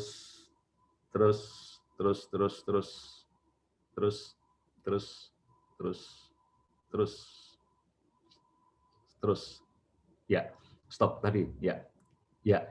Jadi ketika orang itu berhasil mengendalikan epitomia, dia punya keugarian ya, lalu mengendalikan tumos, dia punya keugarian dan keberanian, dan rasio yang mengendalikan epitomia dan tumos itu dia sendiri dipengaruhi oleh keugarian dan keberanian, maka inilah yang disebut dengan kebijaksanaan. Jadi apa itu bijaksana? Wisdom sederhana, sebuah kepintaran yang disertai oleh keberanian dan self-control. Jadi ini berbeda sekali dengan kaum sofis ya, di mana mereka tuh pinter, tetapi otaknya itu tidak ada self-controlnya, dan otaknya itu pengecut. Itulah yang disebut dengan sofisme. Ketika Anda cerdas secerdas-cerdasnya, tapi sebetulnya Anda pengecut, dan Anda itu tidak ada self-control ya. Nah, manakala setiap bagian jiwa itu memiliki keutamaannya, maka muncullah yang disebut manusia adil. Jadi apa itu keadilan? Yaitu ketika setiap bagian dari jiwa kita menjalankan fungsinya dengan baik. Ketika epitomia yang bertugas menjaga survival biologis manusia ya, karena kan kita butuh makan, kita butuh minum juga ya untuk survival. Ketika emosi itu dijaga dengan harga diri yang tepat, dan ketika rasio itu dijaga dengan kebijaksanaan yang tepat, maka muncullah manusia adil. Nah, kajian psikologi ini kemudian dimasukkan ke politik, maka menjadi psikopolitik. Ya, polis itu kan negara. Dalam negara itu akan adil kalau yang namanya kelas produktor, para penghasil, para petani, para pedagang itu menjalankan aktivitas ekonomi dengan keugarian. Manakala kelas penjaga keamanan, kaum tentara itu menjalankan dengan keberanian, dan manakala para punggawa, pemimpin, itu memimpin kota negara dengan bijaksana. Maka muncullah negara yang adil. Jadi keadilan itu bukanlah keutamaan spesifik sebuah bagian. Keadilan adalah semacam efek ya, ketika tiap bagian-bagian itu menjalankan fungsinya dengan baik. Itulah teori keadilan dari Platon. Nah, apakah keadilan seperti ini bisa dikatakan sebagai sebuah idealisme? Saya tidak menangkap apapun idealisme di situ ya. Idealisme adalah sebuah istilah yang baru muncul di abad modern ya. Di Platon, saya kira kajian psikopolitik ini menarik begitu ya, karena dia juga langsung connect ke kita begitu ya. Jadi konsep keadilan yang sangat psikologis ya, yang bisa kita terapkan ya pada diri kita masing-masing ya, dan penerapannya pada masyarakat tentu itu lebih problematis ya, karena kalau kemudian negara diatur seperti yang dikatakan Platon ya, kelas pedagang hanya pedagang, lalu kelas tentara hanya jadi tentara, kelas punggawa hanya jadi punggawa ya. Kalau itu diterapkan secara blueprint ya, lalu kita jatuh dalam kritikannya Karl Popper bahwa Platon sedang mengusulkan sebuah negara totaliter ya. Tetapi saya menghindari itu dan saya mengatakan bahwa omongan-omongan Platon tentang politik di Politeia adalah sebuah wacana. Artinya Ya sebuah bayangan saja, gambaran saja begitu ya. Kalau orang mau mencoba melaksanakannya sebagai pemimpin. Begitu Mbak Titin. Baik, jadi seperti itu ya penjelasannya Bapak Saleh. Nah, kemudian ini kami persilahkan kepada Mas Jody atau Bapak Jody Julian yang sudah mengangkat tangan akan bertanya secara langsung ya. Ya, tempat dan waktu kami persilahkan Mas Jody. Ya, selamat sore Bapak-bapak dan Ibu-ibu semuanya. Perkenalkan, nama saya Jody, saya dari Solo. Kalau ditanya umur, saya masih 15 tahun, Pak Setio. Jadi, saya sangat tertarik sekali dengan filsafat, terutama dengan filsafat keadilan sendiri. Nah, lalu poin utama yang mau saya tanyakan sendiri kan, karena saya juga masih istilahnya pemula, dan ibaratkan seperti ikan, saya masih ikan yang kecil, masih mencari induknya. Saya bertanya, kalau tadi disampaikan dari Trasimakos menuju ke glukon, dari pemikiran Platon dan lain-lain, itu yang dari Trasimakos mengatakan, saya mengulas sedikit, mengatakan hukum itu kepentingan bagi mereka yang besar, lalu berjalan ke glukon, hukum itu kepentingan bagi mereka yang lemah, lalu berjalan lagi kepada tadi, masuk ke hal-hal yang metafisik, di mana mengatakan hukum ilahi dan lain-lain. Lalu keadilan yang seadil-adilnya itu di hukum yang mana, dan keadilan seadil-adilnya itu yang bagaimana? Dimana kalau kita melihat hukum ini adalah suatu benda mati. Lalu ketika kita meminta belas kasihan kepada benda mati, maka kita pun juga tidak akan istilahnya mendapatkan apa yang kita mau, karena kembali lagi sebagai benda mati. Itu sebagai pemahaman saya gitu. Lalu yang saya tanyakan adalah keadilan seadil-adilnya itu bagaimana? Karena banyak orang-orang sekarang pun juga memperdebatkan hukum ilahi juga. Jadi banyak juga orang-orang yang memperdebatkan hukum ilahi. Lalu hukum yang mana yang seadil-adilnya? Mungkin itu yang saya mau tanyakan. Terima kasih atas waktunya. Ya, jadi jawaban singkatnya, hukum yang seadil-adilnya saya enggak tahu. Anda masih punya 13 pertemuan ya untuk mendalami hukum yang seadil-adilnya. Jadi jangan, saya tidak punya pretensi apapun ya untuk menyelesaikan 13 pertemuan hari ini begitu ya. Jadi silakan Anda ikuti terus-menerus, lalu hukum yang seadil-adilnya seperti apa. Tapi begini, dari perspektif saya ya, keadilan adalah satu sisi, hukum adalah soal lainnya. Ya kan? Jadi kalau Anda mengatakan hukum benda mati, oke, karena itu kan memang tulisan ya. Jadi misalnya ada pasal 1, pasal 2 ya, itu kan tulisan ya, itu kan benda mati ya. Sama seperti kalau kamu di rumah, kan ada aturan dari Bapak Ibu toh, ya, tidur jam sekian ya, kalau sekolah nggak boleh bolos ya, kalau ini ya, dan ada sanksinya kan. Jadi ada yang namanya hukum itu yang bisa dicek tulisannya, yang kamu bisa protes, bisa berkeberatan. Nah, apa sih spirit hukum itu? Keadilan. Ya. Jadi kalau Bapak Ibu bikin peraturan tertentu di rumah, itu kan maksudnya kan keadilan kan. Iya kan? Dia kan bikin peraturan bukan sekedar demi kenikmatan bikin peraturan begitu ya. Ya, jadi seolah-olah Bapak Ibu kamu itu kurang kerjaan begitu kan. Saya bikin aturan di rumahnya. Kenapa? Ya asik aja lah ada aturan begitu ya. Ya kan nggak bisa bikin aturan kok hanya demi asik-asikan aja ya. Karena dia mau jadi orang tua yang adil kan. Ya, apalagi kalau di rumah kamu punya kakak, punya adik nggak? Saya tunggal, Pak. Ini. Jadi kalau punya kakak adik lebih gampang contohnya ya. Karena kamu anak tunggal, jadi ini jadi pangeran mahkota gitu ya. Tapi kalau misalnya satu keluarga kamu itu ada 4-5 orang ya, itu orang tua itu harus adil. Harus adil. Misalnya soal membelikan HP, membelikan pakaian ya, soal sekolah misalnya ya. Bayangkan kalau kakak pertama boleh sampai S3, tapi anak keempat hanya boleh TK saja ya, SD aja nggak boleh. Adil nggak orang tua itu? Ya nggak adil kan. Orang tua yang adil akan buat aturan supaya semua anaknya bisa sekolah dengan baik. Ya, jadi satu sisi adalah aturan yang kamu bilang tadi benda mati, hukum ya, betul itu benda mati. Tetapi dia tidak mati-mati amat. Kenapa? Karena ada rohnya. Namanya apa? Keadilan. Ya. Nah, jadi orang tua kamu itu punya semangat keadilan begitu ya. Moga-moga semangat yang baik begitu ya. Karena kadang-kadang kan yang namanya keadilan ini kan belum tentu betul-betul yang baik, dan itu ditunjukkan oleh Trasimakos dan Glaukon tadi itu. Ya. Bahwa ternyata apa yang disebut keadilan sebagai roh di balik hukum itu ternyata nggak baik-baik amat gitu loh. Itu cuma kepentingan aja gitu ya. Jadi misalnya kalau orang tua kamu itu membuat aturan macam-macam, itu sebetulnya bukan karena dia pengen kamu baik, enggak. Tapi karena dia pengen mengeksploitasi kamu. Ya, ingin memeras kamu. Ya, itu misalnya kalau kita bayangkan di pabrik ya. Di pabrik ya, kalau mungkin di rumah agak susah membayangkan orang tua yang mengeksploitasi, apalagi anak tunggalnya yang nggak mungkin ya. Tapi kalau di pabrik misalnya ada aturan-aturan segala macam gitu ya. Ya kita kan mikirnya baik-baik saja ya, bahwa ya ini aturan dibuat karena semangat keadilan begitu ya. Lalu kan kita bertanya, tapi siapa yang bikin aturan ini? Ya yang bikin aturan bos.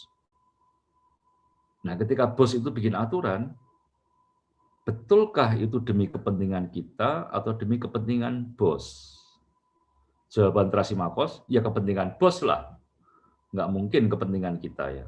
Ya, jadi di sini lalu kemudian bisa kita perluas misalnya Undang-Undang Dasar Republik Indonesia begitu ya. Atau kita ambil mungkin Undang-Undang Agraria, atau kita ambil misalnya Undang-Undang KPK ya. Macam apapun lah ya. Dan di situ kalau kita merenung lewat Trasimakos, ya ujung-ujungnya kepentingan kok. Di balik undang-undang memang ada keadilan, tapi apa itu keadilan? Kepentingan. Ya, dan saya kira di konsepsi negara modern saat ini seperti itu. Ya, seperti itu ya. Nah, kalau kemudian ada orang yang sekarang mewacanakan hukum ilahi, nah ini juga menurut saya apa ya? Ini sebetulnya yang disebut hukum ilahi itu apa sih? Tulisan atau Gusti Allah sendiri yang disebut hukum ilahi itu. Jadi, kira-kira yang disebut hukum ilahi itu tulisan atau Tuhan Allah sendiri? Kalau yang kebanyakan itu klaim, Romo. Oh ya, Klaim. Ini dari Tuhan ini, kalau kamu nggak ikuti kafir kamu gitu. Waduh, itu terlalu tinggi itu. Jadi Ya kebanyakan seperti itu, Pak. kan kalau yang disebut hukum ilahi itu kan sebetulnya tulisan ya kan? Tertulis di ayat ini, ayat itu begitu kan. Nah, cuma kan kita tahu tulisan itu kan, apakah tulisan bisa menjelaskan dirinya sendiri? Enggak bisa. Tulisan harus ditafsir. Ya kan? Nah, jadi yang disebut hukum ilahi itu seringkali adalah tafsir dari manusia atas tulisan begitu loh. Yang lalu diklaim sebagai ilahi. Nah, ini kan lebih gawat lagi begitu kan. Ini tafsiran manusia atas tulisan, tapi dia mengklaim ilahi. Artinya kalau lu ngeritik saya, lu setan gitu kan. Ya repot kalau seperti itu. Jadi saya kira konsepsi sofistik tentu itu gelap ya, tapi tidak bisa dihindari seperti itu ya. Sekarang konsepsi hukum itu ya, seperti Trasimakos itu real politik kita seperti itu. Dan kadang-kadang kalau orang memakai istilah hukum ilahi ya itu hanya untuk menutupi interest, menutupi kepentingan tertentu juga begitu ya. Karena yang namanya hukum ilahi itu yang satu akhirnya itu hanya hukum tertulis, dan yang kedua itu adalah tafsir manusia atas hukum itu ya. Sementara Tuhan sendiri nggak ada satupun yang pernah ketemu. Ya, sehingga kita nggak bisa ngecek kan. Kita bisa WA misalnya, Tuhan tolong ini benar apa nggak tafsir Bapak ini begitu ya. Lalu Tuhan jawab, oh ya Bapak itu betul, Bapak ini salah. Wah repot nih kalau Tuhan bisa balas WA gitu ya. Kita semua malah takut gitu. Begitu Mas Jody. Jadi silahkan mengikuti terus ya proses diskusi ini untuk mencari keadilan yang seadil-adilnya ya. Ya, jadi begitu ya Mas Jody ya. Atau bisa saya panggil adik Jody aja. Gitu. Baik, Romo tadi menarik ketika membahas terkait dengan hukum ilahi itu. Jadi sebenarnya hukum ilahi itu memang bisa kita katakan hukum ilahi itu juga sebenarnya hukum yang dibuat dalam tanda kutip oleh manusia itu sendiri, atau artinya kalau misalnya hukum yang dibuat atau ditafsirkan oleh manusia itu sendiri, artinya sebenarnya hukum ilahi itu sebenarnya sama dengan hukum produk manusia lainnya gitu. Apakah memang ada? Jadi senyatanya ada atau tidak gitu, hukum ilahi? Jadi kalau saya pakai Platon ya, kan tadi kan saya mulai menguraikan dengan konteks eskatologis ya, eskaton ya, tak eskata, eskaton ya, itu kan merujuk kepada hari akhir, pengadilan akhir ya, surga neraka begitu ya. Jadi di Platon pun problem ini sudah ada. Ya, jadi ini bukan sesuatu yang dihadapi sekarang ini, enggak, di zaman Platon pun sudah ada. Nah, Platon akan mempertanyakan sebetulnya mitos-mitos ini, bahwa kalau kita berbuat baik lalu akan dapat ganjaran, kalau kita berbuat jahat lalu kita dihukum. Ini mitos-mitos ini dari siapa? Dari Homeros. Oke, ya, dari Homeros ya. Tentu dari mitos ini ada yang baik, ada yang buruk. Ya, tidak sepenuhnya, tidak lalu mengatakan mitos ini lalu semuanya salah, enggak juga begitu ya. Ada baiknya, ada buruknya. Maka dia mengatakan, baik kalau begitu mitos-mitos yang baik aja yang kita ikuti. Satu, bahwa Tuhan itu adalah kebaikan. Dua, bahwa Tuhan tidak bisa berbuat jahat. Jadi ini menarik posisi Platon ya, karena kan di mitos Homeros itu kan kadang-kadang nanti para dewa-dewi itu kan marah ya, mereka akan menghukum. Terus nanti dalam perang Troya itu sebagian dewa-dewi membela kubu A, sebagian dewa-dewi membela kubu B. Lalu para dewa berseteru ya, seperti dalam mitologi Bharatayuda itu ya. Jadi keilahian pun ternyata bisa bentrok gitu loh, bisa berkelahi antara mereka ya, bisa dukung-mendukung ya. Yang satu pro Jokowi, yang satu kadrun begitu ya. Jadi keilahian itu ternyata bisa seperti itu begitu ya. Nah, Platon mengatakan, nah ini kalau ada mitos kayak gini ini nggak benar nih. Menurut Platon mitos kayak gini harus dihilangkan. Ya. Karena ini nggak mendidik ya. Dan kedua, nggak mungkin yang namanya yang ilahi kok berkhianat, berkomplot ya, saling menelikung begitu ya. Jadi ada dimensi mitis yang baik yang harus dipertahankan dan ada dimensi mitis lain yang harus disingkirkan. Platon dalam seluruh keyakinannya ya dia mengatakan kebaikanlah, kalau itu kita katakan sebagai keilahian, kebaikanlah yang harus menjadi horizon dari hukum. Maka kembali ke soal hukum ilahi. Nah, kalau kita bicara mengenai hukum ilahi, kalau dalam ajaran Katolik itu di abad pertengahan rujukannya jelas ya. Hukum ilahi itu siapa? Kitab suci. Ya kan? Kitab suci itu kan namanya kitab suci ya. Ya kitab pasti suci begitu ya. Cuma kan yang suci kitabnya begitu ya. Bukan tafsirnya begitu ya. Nah, masalahnya kan kitab suci itu kan ditafsir. Kalau dalam agama Katolik abad pertengahan, siapa yang mempunyai hak menafsir kitab suci? Namanya Paus gitu ya. Ya, jadi Paus di Vatikan itulah yang mengatakan A, B, C, D, hitam atau putihnya kitab suci. Ya. Maka Paus yang kemudian memegang otoritas tafsir, yang memegang otoritas politik. Ya. Dan ketika abad pertengahan kita tahu ya, raja-raja itu ditahbiskan oleh Paus. Ya. Politik-politik itu ditentukan oleh gereja. Ya. Kita tahu apa ujungnya? Revolusi Perancis. Ya. Pada satu titik kaum intelektual dan rakyat nggak tahan lagi ya. Maka yang terjadi kemudian gereja dipenggal kepalanya ya, raja dipenggal kepalanya ya, maka lalu muncullah demokrasi. Nah, jadi dalam sejarah hukum hak ilahi, hukum ilahi abad pertengahan di gereja Katolik, lalu saya kira juga di Protestanisme ya, sudah disadari bahwa akhirnya yang namanya kitab suci itu ya memang sebuah kitab, tafsirnya itu tafsir manusia.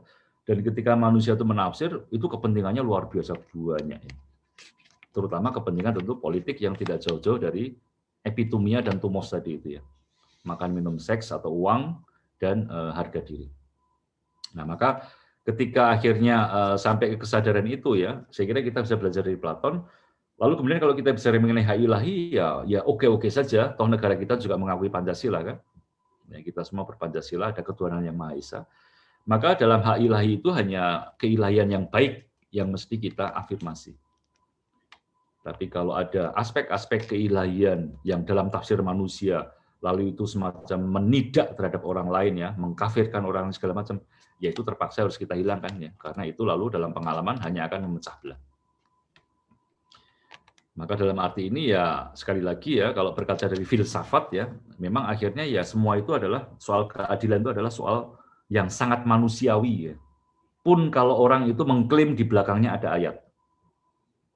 Karena akhirnya itu adalah tafsir dia atas ayat itu.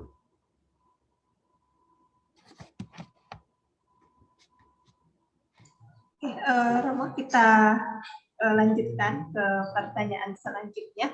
Ini ada pertanyaan dari Bapak Imam Saparudin dari UIN Raden Intan Lampung. Beliau bertanya, sebagai negara yang menganut demokrasi yang memegang kuasa tertinggi, keadilan itu siapa? Apakah pemegang kekuasaan itu? Apakah pemegang kekuasaan itu rakyat?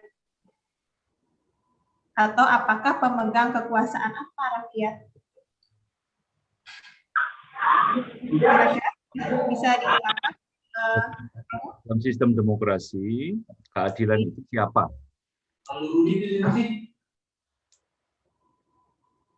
Apakah pemegang kekuasaan itu rakyat? Oh ya, ya jadi ini berarti kita agak meloncat jauh dari Platon ya. Karena kalau Platon kan dia anti demokrasi ya. Kalau dalam konteks demokrasi ya, sekarang ini ya, keadilan. Sebetulnya itu nanti saya kira Habermas ya memiliki posisi menarik ya untuk memberi semacam paradigma bagaimana mencari yang namanya keadilannya. Dalam konteks demokrasi kita mengenal ada yang namanya pilar-pilar demokrasi ya. Jadi ada trias politika, ada eksekutif, ada legislatif, ada yudikatif ya. Nah, di situ aja kita lalu langsung tahu-tahu bahwa yang namanya keadilan itu kan terserak ya. Terserak pada sisi yudikatif tentu saja, ya, karena kan mereka yang bikin undang-undang ya, peraturannya. Tapi juga terserak, mereka yang melaksanakan undang-undang. Tapi juga terserak di kelompok legislatif, parpol ya, karena mereka lah yang membuat undang-undang, ya. Dan juga terserak di bagian eksekutif, presiden, kabinetnya ya, menteri-menteri ya, sampai Pemda di bawah ya, sampai birokrasi di bawah ya, karena mereka lah yang menerapkan keadilannya. Jadi kalau dibilang dalam demokrasi itu keadilan siapa ya, keadilan itu ya kita begitu. Karena satu atau dengan lain cara kita adalah bagian dari trias politika itu. Ya. Mungkin ada bagian dari legislatif, mungkin ada bagian dari birokrasi ya, mungkin ada bagian dari yudikatif ya. Atau kalau kita perluas lagi, karena trias politika sekarang udah nggak cukup ya. Jadi pilar keempat adalah media. Ya, jadi media sangat penting dalam demokrasi karena lalu kemudian media bisa, apalagi sekarang dengan media sosial ya, dengan medsos ya, itu menjadi anjing penggonggong yang bukan main ributnya ya, 24 jam sehari, 7 hari dalam seminggu ya, selalu menggonggong ya, menyalahkan legislatif lah, menyalahkan presiden lah, menyalahkan yudikatif lah, pokoknya disalahkan semua ya oleh netizen yang maha benar itu ya. Jadi dalam konteks demokrasi akhirnya ya di mana keadilan, siapa itu keadilan? Ya ini ya. Lokus keadilan itu ada pada yudikatif, pada legislatif, pada eksekutif dan juga pada media. Memang lalu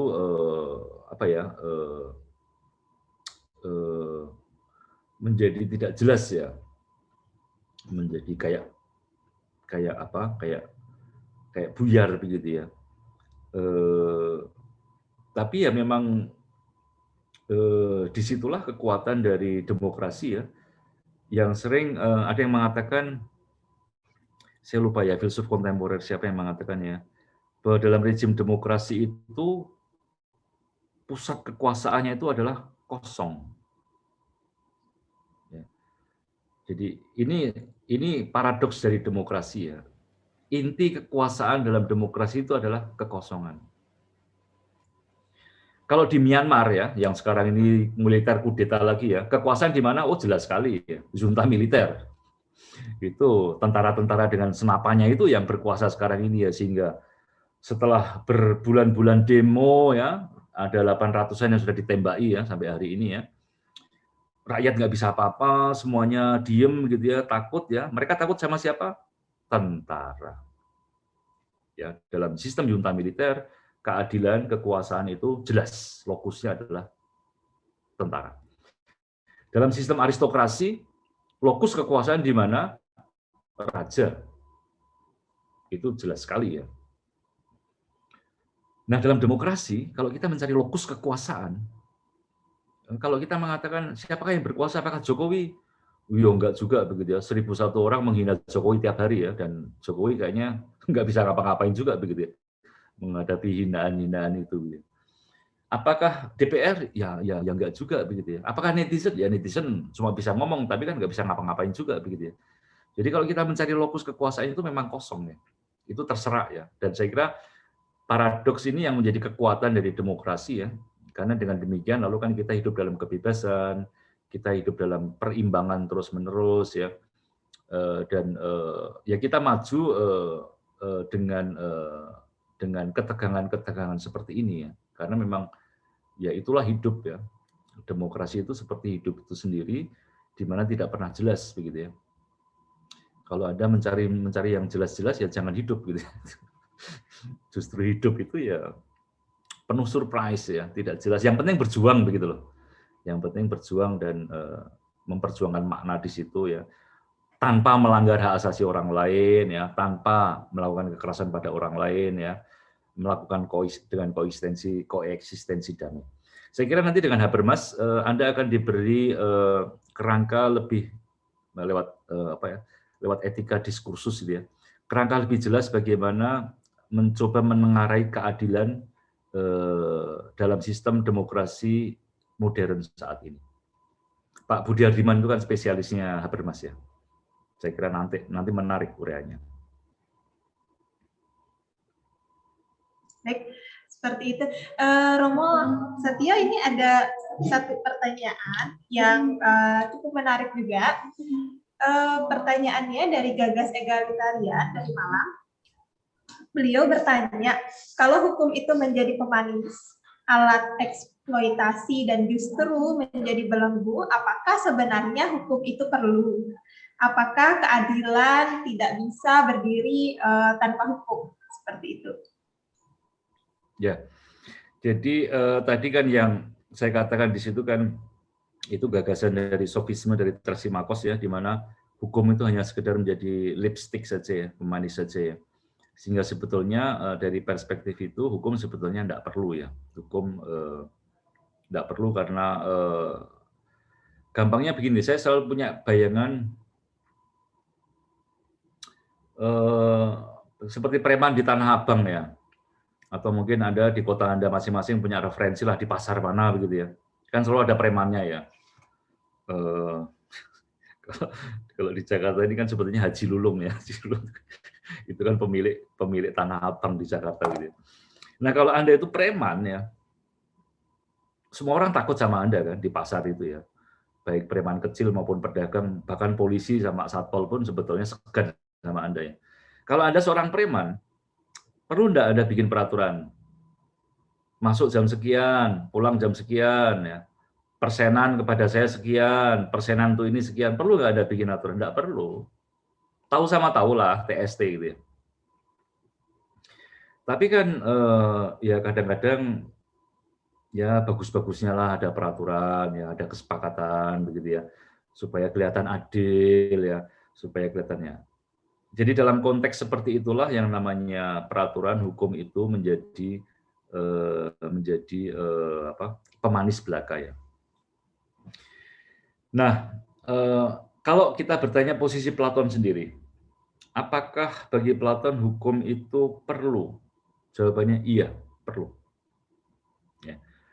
Platon bukanlah Trasimakos ya. Jadi Platon dia tidak mengikuti posisi real politik ya, bahwa hukum itu hanyalah pertarungan kepentingan. Enggak, Platon saya kira dia masih waras ya, dia menginginkan bahwa hukum itu ya demi sebuah kebaikan ya. Hukum itu adalah ketika setiap bagian menjalankan fungsinya dengan baik begitu ya. Dan untuk menjamin bahwa setiap bagian itu menjalankan dengan baik, maka dibuatlah aturan-aturan ya, pasal-pasalnya. Siapa yang membuat hukum di mata Platon tentu adalah para punggawa, para filsuf ya. karena merekalah yang mampu memahami kompleksitas masalah di bawah ya, di kalangan pedagang, di kalangan tentara ya, sehingga mereka bisa membuat aturan-aturan yang mana aturan-aturan itu sifatnya selalu bisa berubah. Ya, jadi mengikuti dinamika dari negara, maka ada yang namanya semacam majelis malam hari ya.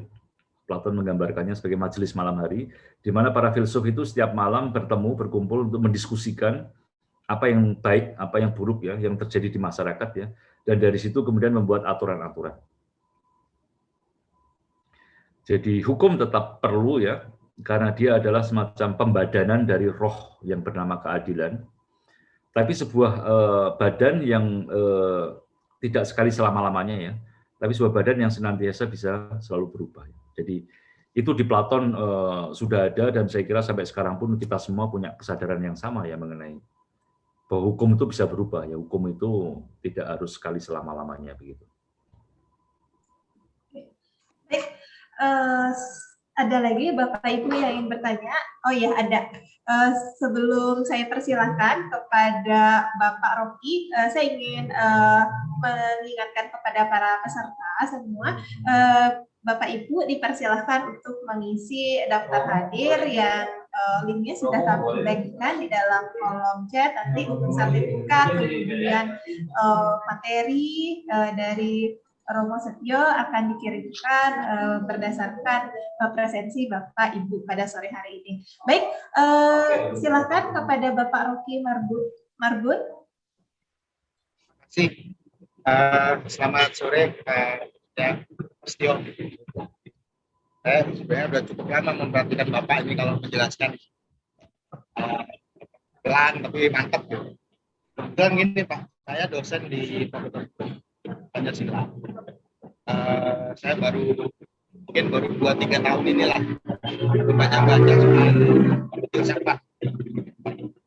Nah, mungkin karena saya masih pemula, jadi ada referensi yang saya tidak temukan. Pertama soal Plato. Kalau Pak Setio kan selalu ngomongnya Platon ya. Kalau di buku-buku banyak nyebutnya Plato gitu. Nah, Plato ini kan pernah mengajukan konsep tentang king philosopher. Kemudian dia juga mengajukan konsep yang kedua itu second philosopher.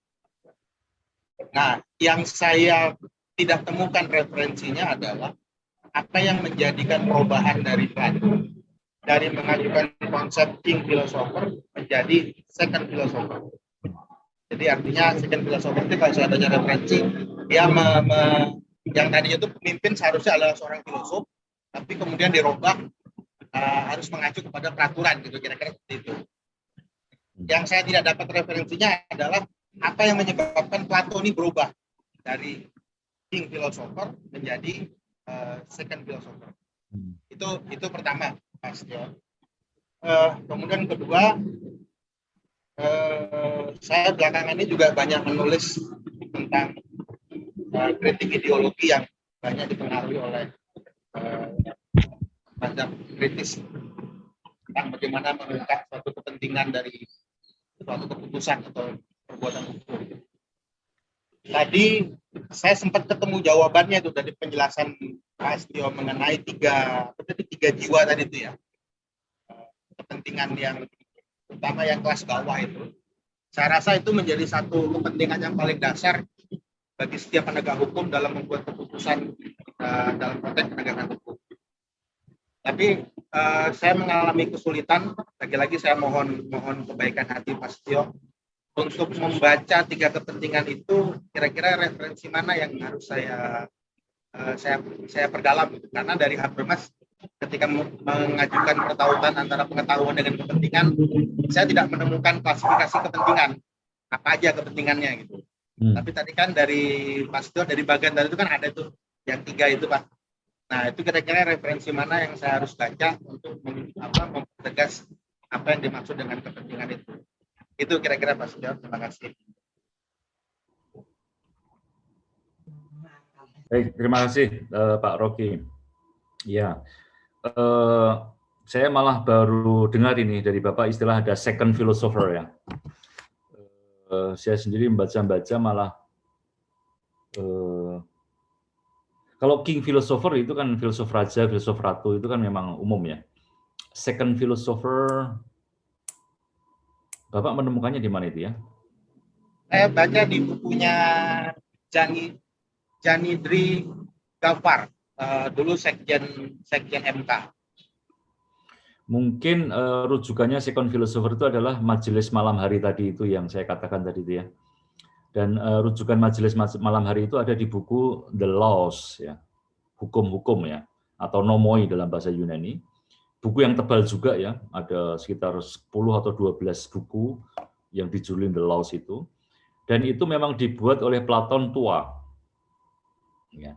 Sementara buku yang saya analisis tadi itu dari Republic itu adalah sering dikatakan Platon dewasa pada usia puncaknya ya, di mana dia berbicara mengenai king philosopher ya, filsuf raja atau filsuf ratu yang semacam dia yang mengkontemplasikan keadilan ya, dan dari situ kemudian bisa menginspirasikan hukum-hukum. Nah kemudian ketika Platon menjadi tua, memang ada analisis yang mengatakan bahwa dia lebih cenderung ke peraturan daripada ke keadilan. Maka wacananya menjadi lebih baku begitu ya. Jadi kalau kita membaca Laws itu memang menjadi lebih membosankan ya. Tidak semenarik yang tadi saya katakan ya, diskusi-diskusi ya. Karena hanya menjadi sekedar peraturan-peraturan ya, di mana Platon berusaha mengakomodasi banyak konstitusi yang ada saat itu di Yunani, lalu semacam menawarkan versi dia. Lalu untuk kritik kepentingan-kepentingan ya, tentu tadi yang saya katakan itu saya kira kalau Bapak berkaca pada psikologi modern itu lebih banyak lagi ya, misalnya kayak Abraham Maslow ya, tingkat-tingkat hierarki nilai lah, value ya. Orang kan selalu butuh sandang, pangan, papan dulu yang paling bawah kan, baru kemudian nanti ada kepentingan aktualisasi, kepentingan apa begitu. Jadi Bapak bisa merujuk kepada psikologi Abraham Maslow. Platon hanyalah ya psikologi kuno begitulah, yang klasik ya, bahwa ya manusia itu ada 3 unsur itu, ada kepentingan yang sifatnya makan, minum, seks atau uang, lalu kepentingan yang sifatnya harga diri, emotif, emosi, lalu kepentingan yang sifatnya intelektual ya, pengetahuan. Kalau di kritik ideologi, sebetulnya kalau kita mau mencari kepentingan itu memang pembicaraan lebih abstrak ya, karena kan di situ berbicara mengenai ilmu-ilmu ya, cara kerja ilmu-ilmu ya, di mana yang namanya ilmu fisika, ilmu matematika, statistik ya, yang kita bilang ilmu yang sangat netral, itu pun menurut masa Frankfurt itu bukan ilmu yang netral ya, ada kepentingan dominasi. Ya, jadi kepentingan-kepentingan dominatif di balik klaim-klaim netral ilmu-ilmu alam maupun ilmu-ilmu sosial ya, yang katanya itu seperti psikologi ya, yang katanya itu memahami manusia supaya bisa membebaskan dia dari trauma-trauma masa lalu. Ya sama, itu sebetulnya adalah dominasi ya dari sang psikolog kepada pasiennya.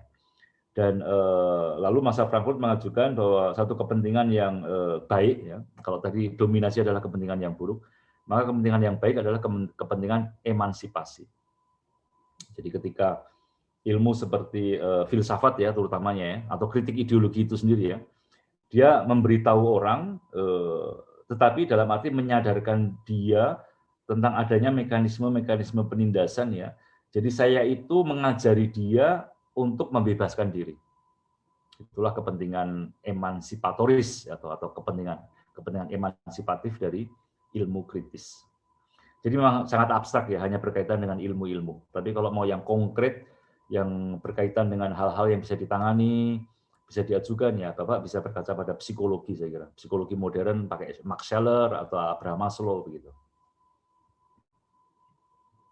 Oh, sedikit tambahan mengenai Plato ya. Jadi kalau memang kita membaca buku bahasa Inggris, memang semua menulisnya memang Plato ya, mengikuti bahasa Latin ya. Tapi kalau Anda membaca bahasa Jerman, bahasa Rusia, bahasa Spanyol, bahasa Italia, bahasa Prancis ya, hampir semua bahasa lainnya menulisnya Platon, Pak. Jadi hanya yang Inggris sama Belanda saja yang menulis dengan Plato. Ya, ada tanggapan lagi Pak Rocky, silakan. Ya, kalau dibiarkan banyak nih Mbak. Namanya orang lagi belajar banyak yang mau ditanyain. Tapi kan waktu katanya ada mepet. Baik, kalau gitu. Iya, Romo, tapi ini ada satu pertanyaan lagi, mungkin ini sebagai pertanyaan penutup. Ini ada dari Bapak Arif Robil, beliau menanyakan, tadi kita membahas argumentasi dari Paulus, oleh Markus, Terasi Markus, sampai Glukon. Nah, posisi Platon di sini membahas keadilan itu apakah dalam konteks umum atau dalam konteks privat. Kemudian posisinya itu berubah sesuai yang ditanggapi atau bagaimana? Dalam konteks apa tadi itu? Privat. Dalam konteks umum atau dalam konteks privat. Ya, atau posisinya berubah sesuai dengan yang ditanggapi. Ya, tolong ditampilkan diagram saya tadi itu. Kita sampai ke bagian yang bawah ya. Definisinya Platon ya, yang paling bawah.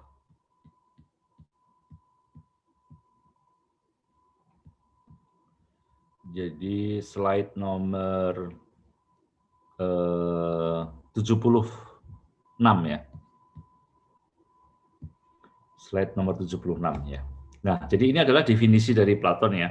Jadi khas dalam pemikirannya Platon itu kan dia dialektika ya. Dia akan memberikan posisi-posisi lawan bicara, semua diungkap lalu dibantah begitu ya. Lalu Platon akan menawarkan pemikirannya sendiri. Nah, dia akan mendefinisikan begini ya. Jadi ya ini privat sekaligus umum begitu ya. Karena ini dari kajian jiwa manusia lalu diterapkan ke polis ya, ke negara.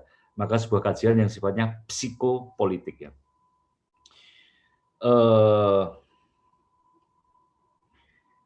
And what we did lay down and often said, if you recall, was that each one man must perform one social service in the state for which his nature was best adapted. And we said again that to do one's own business and not to be a busybody of justice. A busybody is justice. Jadi ketika dalam negara itu setiap orang menjalankan pelayanan sosial kepada negara sesuai dengan kodratnya, jadi kalau seorang itu memang dia pemberani, maka dia menjalankan pelayanan pada negara sebagai tentara ya. Kalau dia seorang yang memang secara fisik bagus, larinya kenceng ya, ya dia menjadi atlet sepak bola misalnya ya. Atau kalau orang itu memang dia sukanya duit begitu ya, sukanya hanya duit dan duit begitu ya, nggak suka yang lainnya ya, hanya duit ya, hanya cuan begitu ya. Ya sudah, dia nggak bisa jadi tentara ya, tapi dia bisa menjadi pedagang yang baik ya. Dengan menjadi pedagang yang baik, dia juga melayani negara ya. Seorang atlet melayani negara. Dan kalau orang sukanya refleksi ya, orangnya berpikir pintar begitu ya, dan bijaksana ya sudah dia menjadi pemimpin. Jadi itulah keadilan manakala setiap bagian ya menjalankan semua fungsinya sesuai dengan kodrat terbaiknya. To do one's own business and not to be a busybody is justice. Jadi menjalankan urusan masing-masing dan tidak menjalankan macam-macam hal yang bukan urusannya, itulah keadilan. Seterusnya. Terus lagi. Tolong lanjut. Nah, Platon menunjukkan ini kita langsung yang ketidakadilan saja dan seterusnya. Lanjut. Nah, lalu apa itu ketidakadilan? Injustice adalah ketika ada silang sengkarut, ketika orang tidak memperhatikan spesialisasi alamiah yang ada dalam dirinya. Sejauh keadilan adalah yang memungkinkan munculnya tiap keutamaan dan memelihara keutamaan tersebut sebagai keseluruhan, maka ketiadaan justice adalah tiadanya spesialisasi. But when I fancy one who is by nature an artisan or some kind of moneymaker, tempted and incited by wealth or command of votes or bodily strength or some similar advantages, tries to enter into the class of the soldiers, or one of the soldiers into the class of counselors and guardians for which he is not fitted, and this interchange their tools and their honors, or when the same man undertake all this function at once, then I take it you to believe that this kind of substitution and meddlesomeness is the ruin of a state.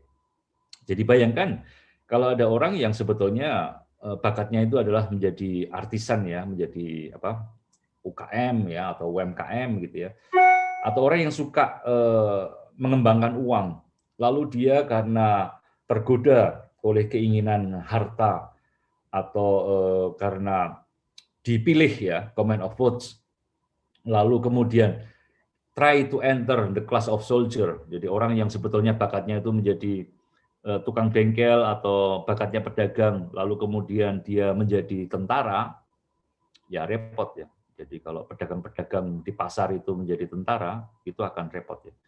Atau kalau ada tentara, kemudian ingin menjadi king philosopher, menjadi raja, nah itu repot juga ya. Kita sudah punya pengalaman ya, Indonesia selama Orde Baru dipimpin oleh tentara ya. Maka kita merasakan selama pemerintahan Orde Baru, seluruh Indonesia dari Sabang sampai Merauke seperti barak tentara begitu ya. Kita rasanya hidup seperti di Tansi begitu ya. Nggak boleh diskusi malam-malam ya, nggak boleh ngeritik komandan ya, nggak boleh baca buku yang aneh-aneh ya, semua ya.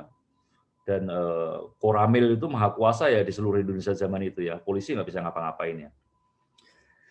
Jadi kalau orang itu lalu setiap bagian mengacak bagian yang lainnya, ini yang disebut sebagai meddlesomeness ya, silang sengkarut, acak adut ya. Jadi lalu di sini muncullah yang namanya injustice ya, ketidakadilan. Jadi konsep keadilan yang ditawarkan Platon adalah semacam paradigma bahwa setiap bagian menjalankan fungsinya masing-masing. Posisi ini melampaui pendapat-pendapat tradisional Polemarchos dan Kefalos, melampaui pendapat sofistik dari Trasimakos. Apakah dengan demikian pendapatnya Platon yang menang? Ya, kalau dalam sejarah filsafat kita nggak pernah bicara menang kalah ya, karena de facto sekarang ini justru yang berkuasa di mana-mana adalah konsepsi keadilan sofistik. De facto ya, kalau kita mau buka mata lebar-lebar ya, entah dalam negeri, entah luar negeri, tatanan global ya, ya itulah keadilan sofistik ya, interest ya. Begitu Mbak Titin. Baik, terima kasih Romo Setio. Sebelum saya mempersilahkan lagi kepada Romo Setio untuk menyampaikan kesimpulan terakhir, saya kembali mengingatkan kepada para peserta yang belum mengisi daftar hadir, dipersilahkan untuk mengisi di linknya sudah panitia kirimkan di kolom chat. Nanti panitia akan mengirimkan sertifikat untuk sesi sore hari ini beserta dengan materi yang setelah disampaikan oleh Romo Setio. Silakan sekali lagi kepada Bapak Ibu. Jadi yang terakhir saya kembalikan lagi kepada Romo Setio untuk memberikan closing statement. Terima kasih Mbak Titin. Keadilan bagi Platon tentu adalah ketika setiap bagian menjalankan tugasnya masing-masing. Sebuah konsepsi yang abstrak ya, yang tentu bisa kita bayangkan manakala tiap bagian itu berfungsi baik, maka muncullah manusia atau negara yang sifatnya harmonis ya, selaras ya, karena semuanya menjalankan tugas dengan baik-baik. Namun itu sebetulnya bukanlah kata terakhir ya, karena bagi Platon apa yang harmoni, apa yang selaras dalam dirinya sendiri belum tentu baik. Masih ada yang namanya horizon kebaikan, semacam horizon kita bisa bilang transenden ya, kita bisa bilang beyond begitu ya. Masih ada horizon kebaikan yang selalu menuntut keadilan itu melampaui dari sekedar harmoni. Dari situ saya kira lalu landasan keadilan yang diberikan Platon di The Republic akan menjadi landasan yang akan didiskusikan, akan dikomentari oleh banyak pemikir ya. Dan saya kira kita sendiri juga selalu ditantang ya untuk memahami kaitan keadilan dengan kebaikan. Terima kasih. Terima kasih Romo Setio. Baik Bapak Ibu, ya tidak terasa dua jam lebih ya kita berbincang dengan Romo Setio yang telah membagikan buka cakrawala berpikir kita tentang teori keadilan menurut Platon ini seperti apa yang sudah dijelaskan, dan kami memberikan informasi kepada para peserta bahwa materi yang telah disampaikan oleh Romo Setio akan kami share kepada Bapak Ibu. Ini juga merupakan hal yang baik tentu saja untuk kita bisa memperdalam lagi, membaca lagi, dan bagi Bapak Ibu tadi yang ada yang belum secara penuh, nanti kegiatan ini akan diupload melalui channel YouTube Metajerika, seperti itu. Baik, Bapak Ibu, rangkaian sesi diskusi dalam waktu dekat ini akan dilaksanakan lagi pada tanggal 4 Juni 2021. Jadi kami juga sangat berharap kepada Bapak Ibu ya, tadi kalau katanya Romo Setio, pesannya kepada Mas Jody, ikutin aja di rangkaiannya sampai ke 13 tema supaya bisa kemudian kita